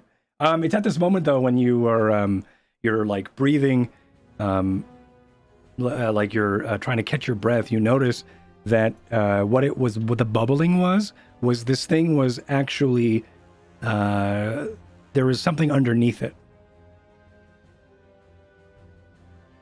Does someone want to come and look at these? Sure. Is that going to be a That will be an Perception or investigation. investigation? That will be an God damn it. investigation. Yep. It's just everything. Like if you have I'll intent take to a look look. for something, it's an investigation. If you want to notice something without intent to look for something, then it would be perception. So we should probably just change that later. Okay. 19. 19. Nice. Whoa, ho, ho. You notice with this that there are these two bodies. No, one body, and then one looks like it's partially digested. There's bones of like half of a person, maybe from their like fourth rib down to their leg, and maybe a part of their right leg, and maybe a part of their left leg as well is just bone. A lot of the dark stain of water near this area, or at least you think is water, near this area is pooled with this brown, rust-looking liquid. You could only assume is probably blood. You move the body out of the surface of the water to get a good look at it, and unfortunately, it is the two people who have just already gone into the dungeon prior to you two. The road. My sneaking suspicion is that we have found those individuals whom preceded us, judging by how this one's half consumed. Right. They went as if these were the best they had. That's Perhaps they weakened it for us. Hey, wait, what? Probably the most likely scenario. No. I didn't see one scratch on this thing before. It was very fresh, fully ready to fight us. Well, it ooze. They don't really scratch. They exist and then they die. Okay. Fret Agree not. to disagree. I feel as if you have earned your keep, or at least your fee down here. Thank you very much, Fiend. My pleasure. Go- Sorry, go You've ahead. got to get on their good side. Otherwise, when push comes to shove, you know. I mutter to to my spellcaster friend. Is there anything left behind of monetary value from those two individuals? Oh, No, actually, I mean, there's maybe like 2 staffs, but other than that, they didn't have much. Maybe some rations as well. I dice for that. There's 5 rations split between them. They were probably only coming down here to scout a couple of days worth, then probably going to go back up. But other than that, they packed really light. Also, probably because the Sun Soul Order, usually they don't armor themselves up. Usually they use a lot of their mind and body to fight. Looking at the statue, what does Guldruk see? Yeah, so looking at this statue is a life-size statue of, it looks to be a reptilian creature, large eyes.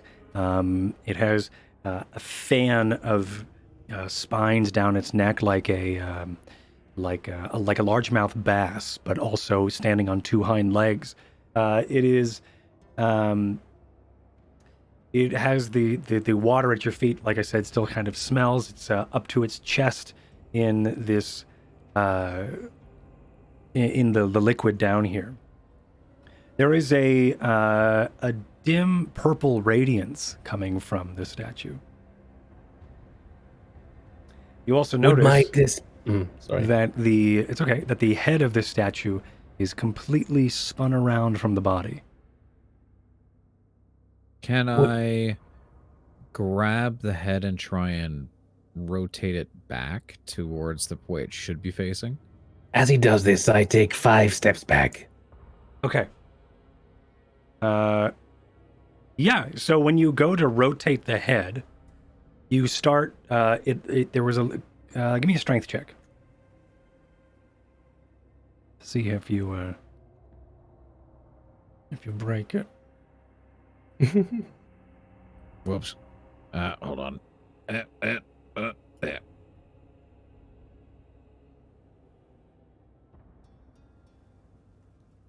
17. Okay.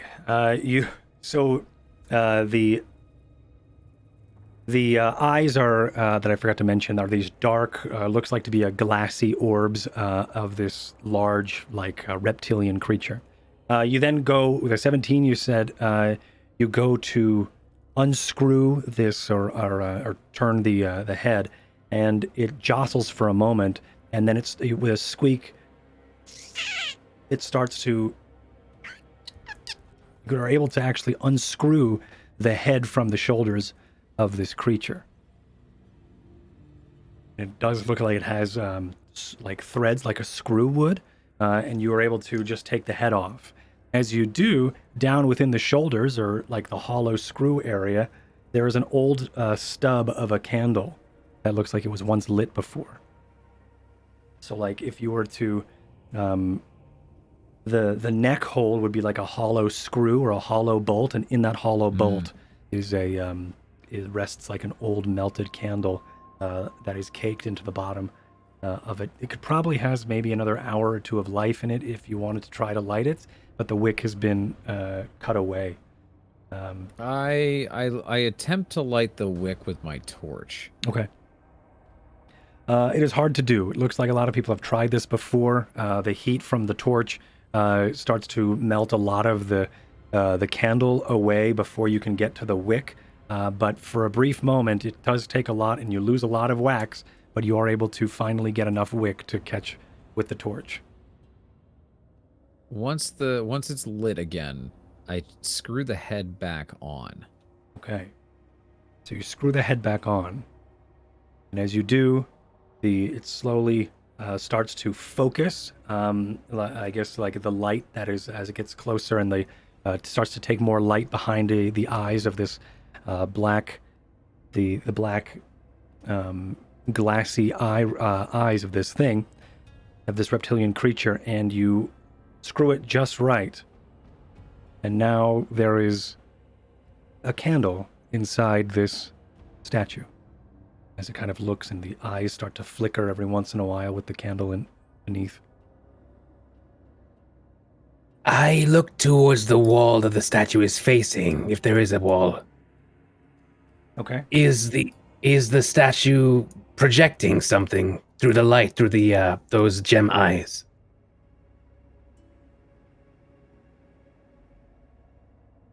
Make an investigation check. Investigation. Mm-hmm.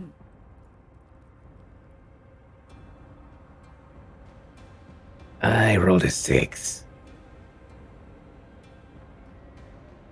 No?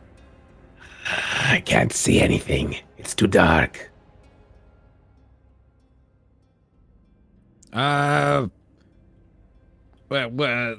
Halfling, you can see in the dark real well, can't you? Well, yes, perfectly. I can see in the dark all the time. Number one most dark seer. Well, the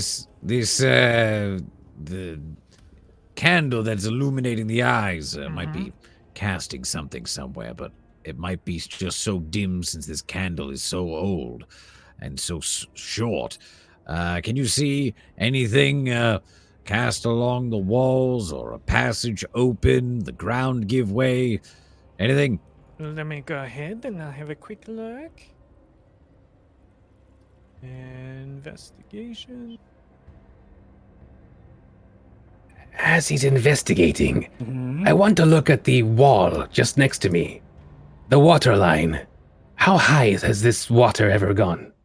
It has gone up to past your head height. That is alarming.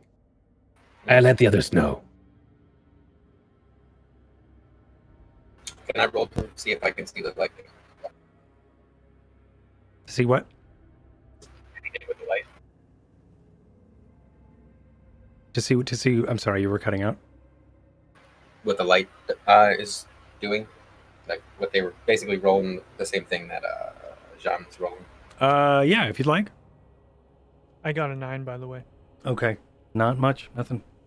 I just say, well, I'm feeling I'm not really Kinda goes off into the darkness. Maybe someone else could maybe look at it or All right, I'll give it a go.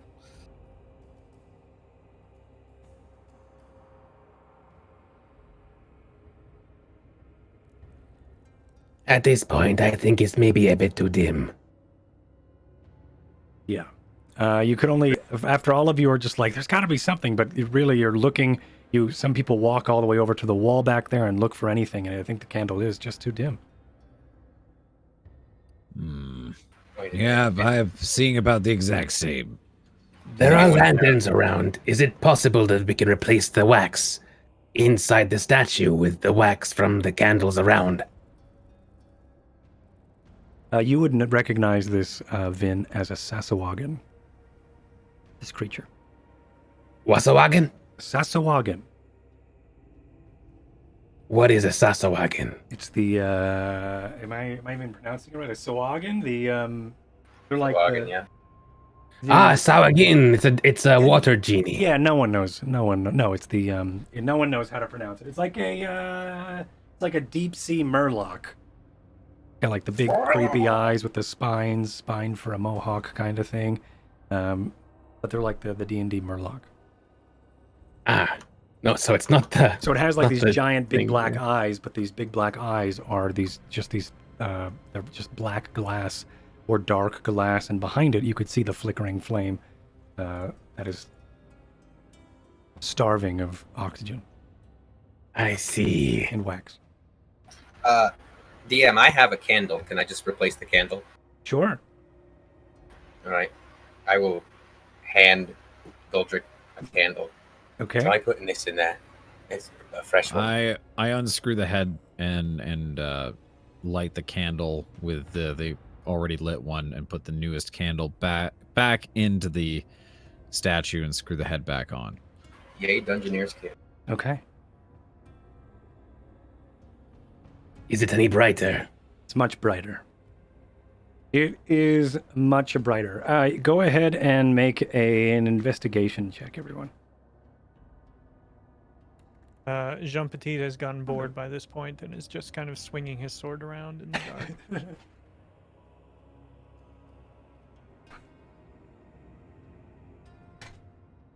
23. Yeah, I rolled an 8. Okay. With 23, you notice that there is an inscription on the back wall. There's an inscription on the back wall. What does it read? Is that going to tell us how to open that door? Is it in common? It is. What languages do you have? That's a good. Well, you see, if the thing was speaking, I'd be able to understand all languages, but I can't read all languages. That's cool. It's good to know, though. Yeah. Damn it. What's everyone's languages? I Common. can. Yeah. Yeah, common. That's Okay. all I've got. I can read Common, Draconic, Abyssal, and Elven. Okay. Wow. I got common, dwarvish, and thieves' can't. I have common and halfling. Okay. It is in a language that none of you recognize. Perfect. It's probably telling us how to open this door. Maybe we opened it from the wrong side. Quite possibly. I don't think we can go any further back here. Unless, can I check the wall at the end of the tunnel?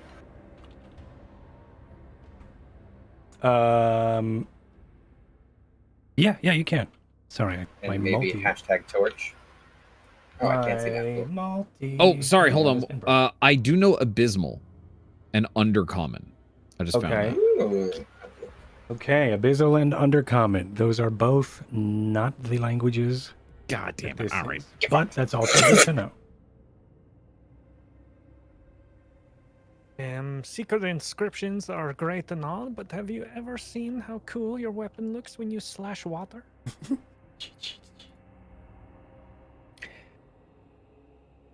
No, but I can see firsthand just how interesting it can be. Yes, that's right. Thank you, Vin. Another dead end. I don't even know where we are. Unfortunate. There we are. Okay. Yes, it does look like that this end is a dead end. There's not much There's over no here sign. besides. Can I search the room to see if Sure. I can see anything else? Yes, you may. That's investigation. There That would be must have been a investigation. reason why these people died here.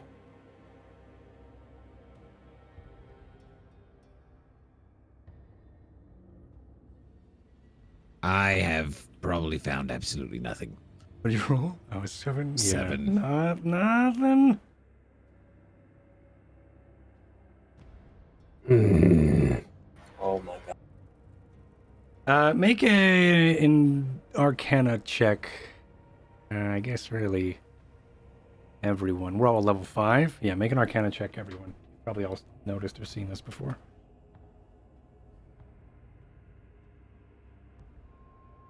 What the? I rolled a 0. 9. Perfect. Of course, I got an 18.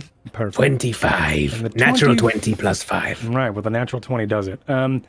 So you, on watching this creature, and you notice that it was known as a gray ooze. A lot of people, and there has been sightings of gray oozes around dark, rotting liquid, petrifying liquid. It is now probably at the moment you're realizing that you could be standing in a lot of the sewage from Waterdeep. Yeah, ew, gross.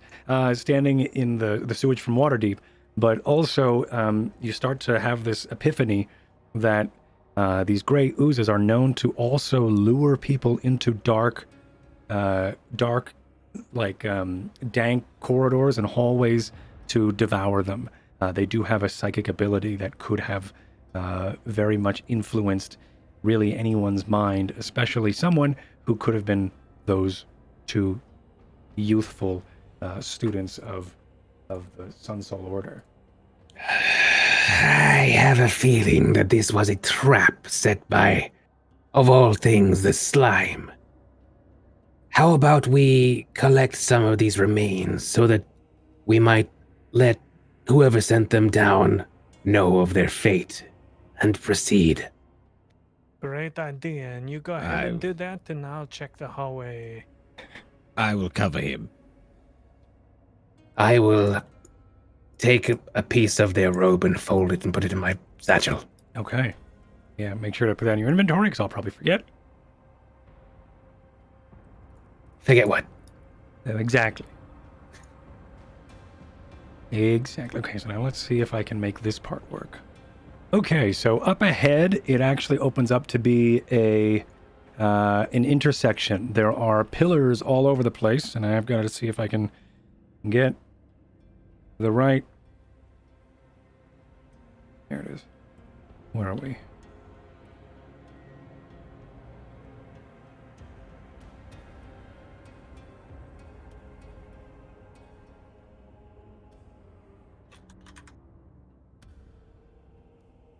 Do you see that? Or is it broken? Yep. Well, Broken. we see... No, not no, necessarily. no. Is it supposed to be down to the water line? Yeah, no, we're good. We're good. We can Oh, see that. yeah, the water line. Let me move that. Thank you.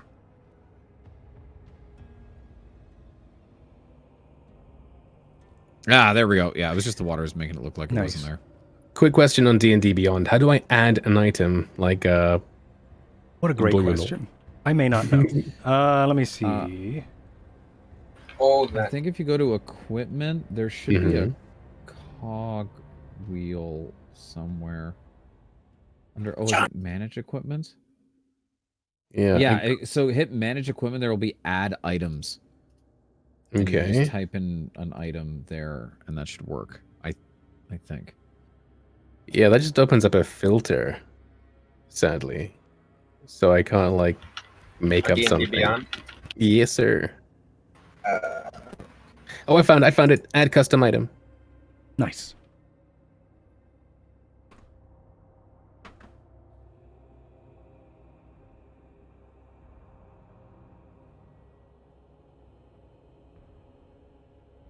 Where are we in the map? Hold on a second as I look.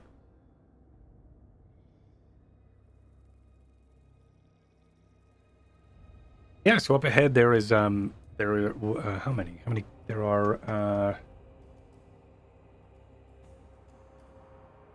it looks like to be 11 pillars just almost randomly across the intersection here.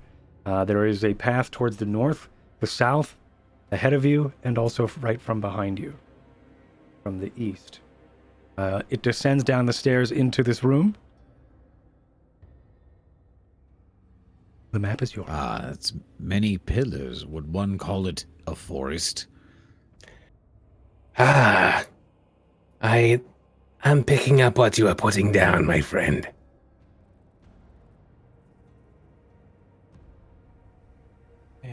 Does that mean the Mad Mage is around here? Could be. But there are many ways of which we could go. South, west, north, and the way we came. We know where we came from that leads out. And I was once told always when you are in a maze to go west. Young man.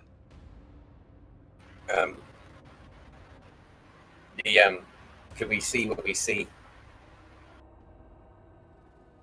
Yep. We shouldn't walk forward.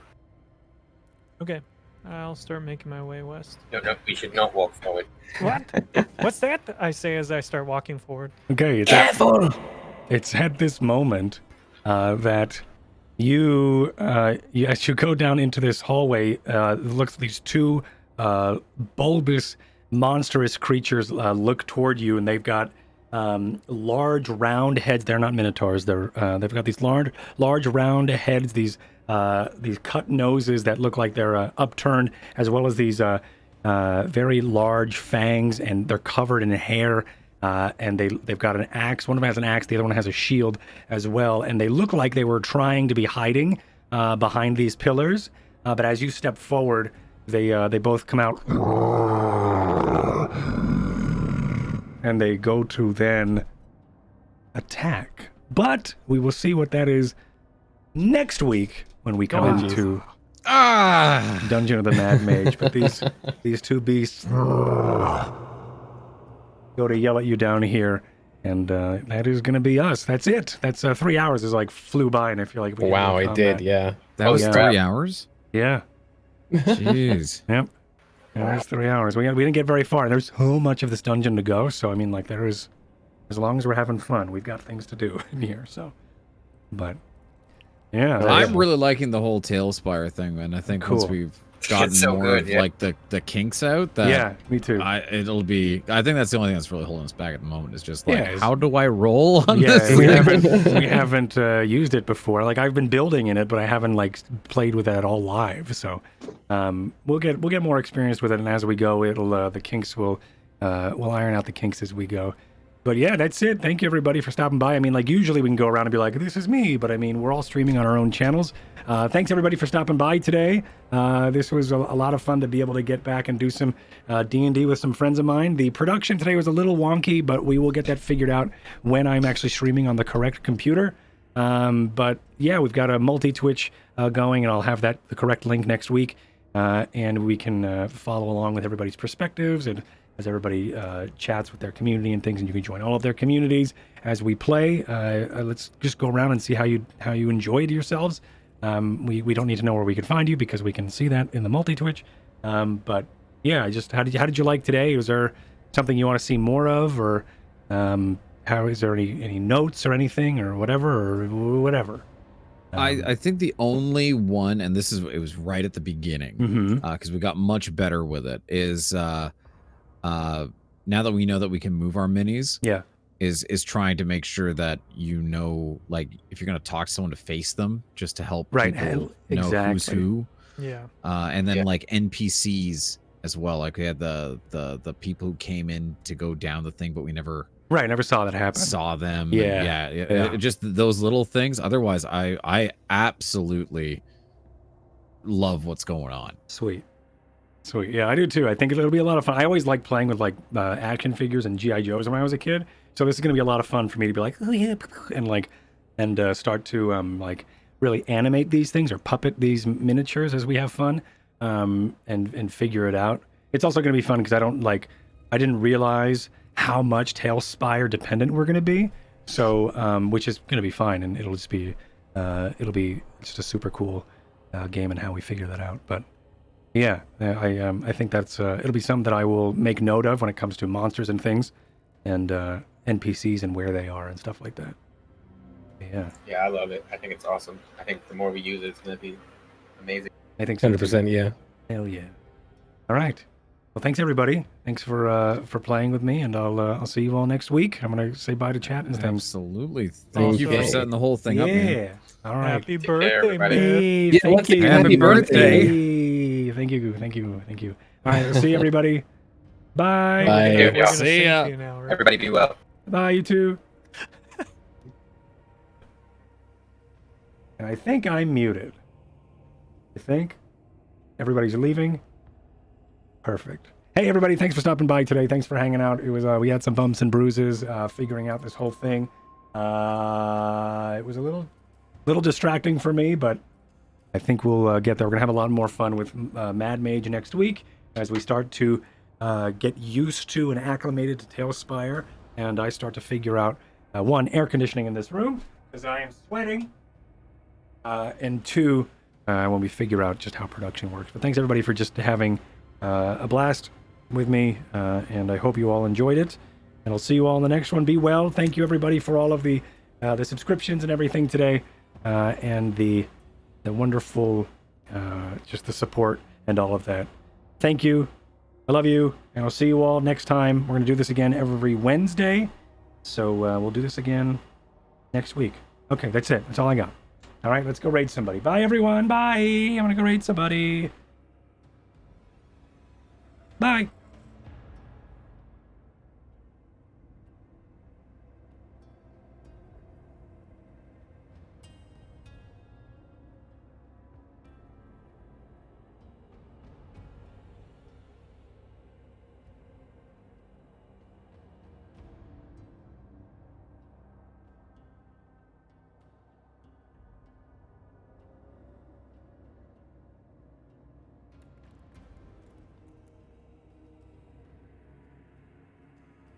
Be well, everybody. We're going to go raid Cypher of Tyr. They're playing Into the Motherlands, an awesome cast of awesome creators here on Twitch.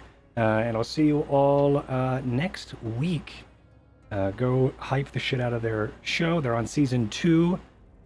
Wonderful, awesome cast of people. I know a good chunk of them, and they're all wonderful. I'll see you all later. Be well. Take care, everybody. And good night.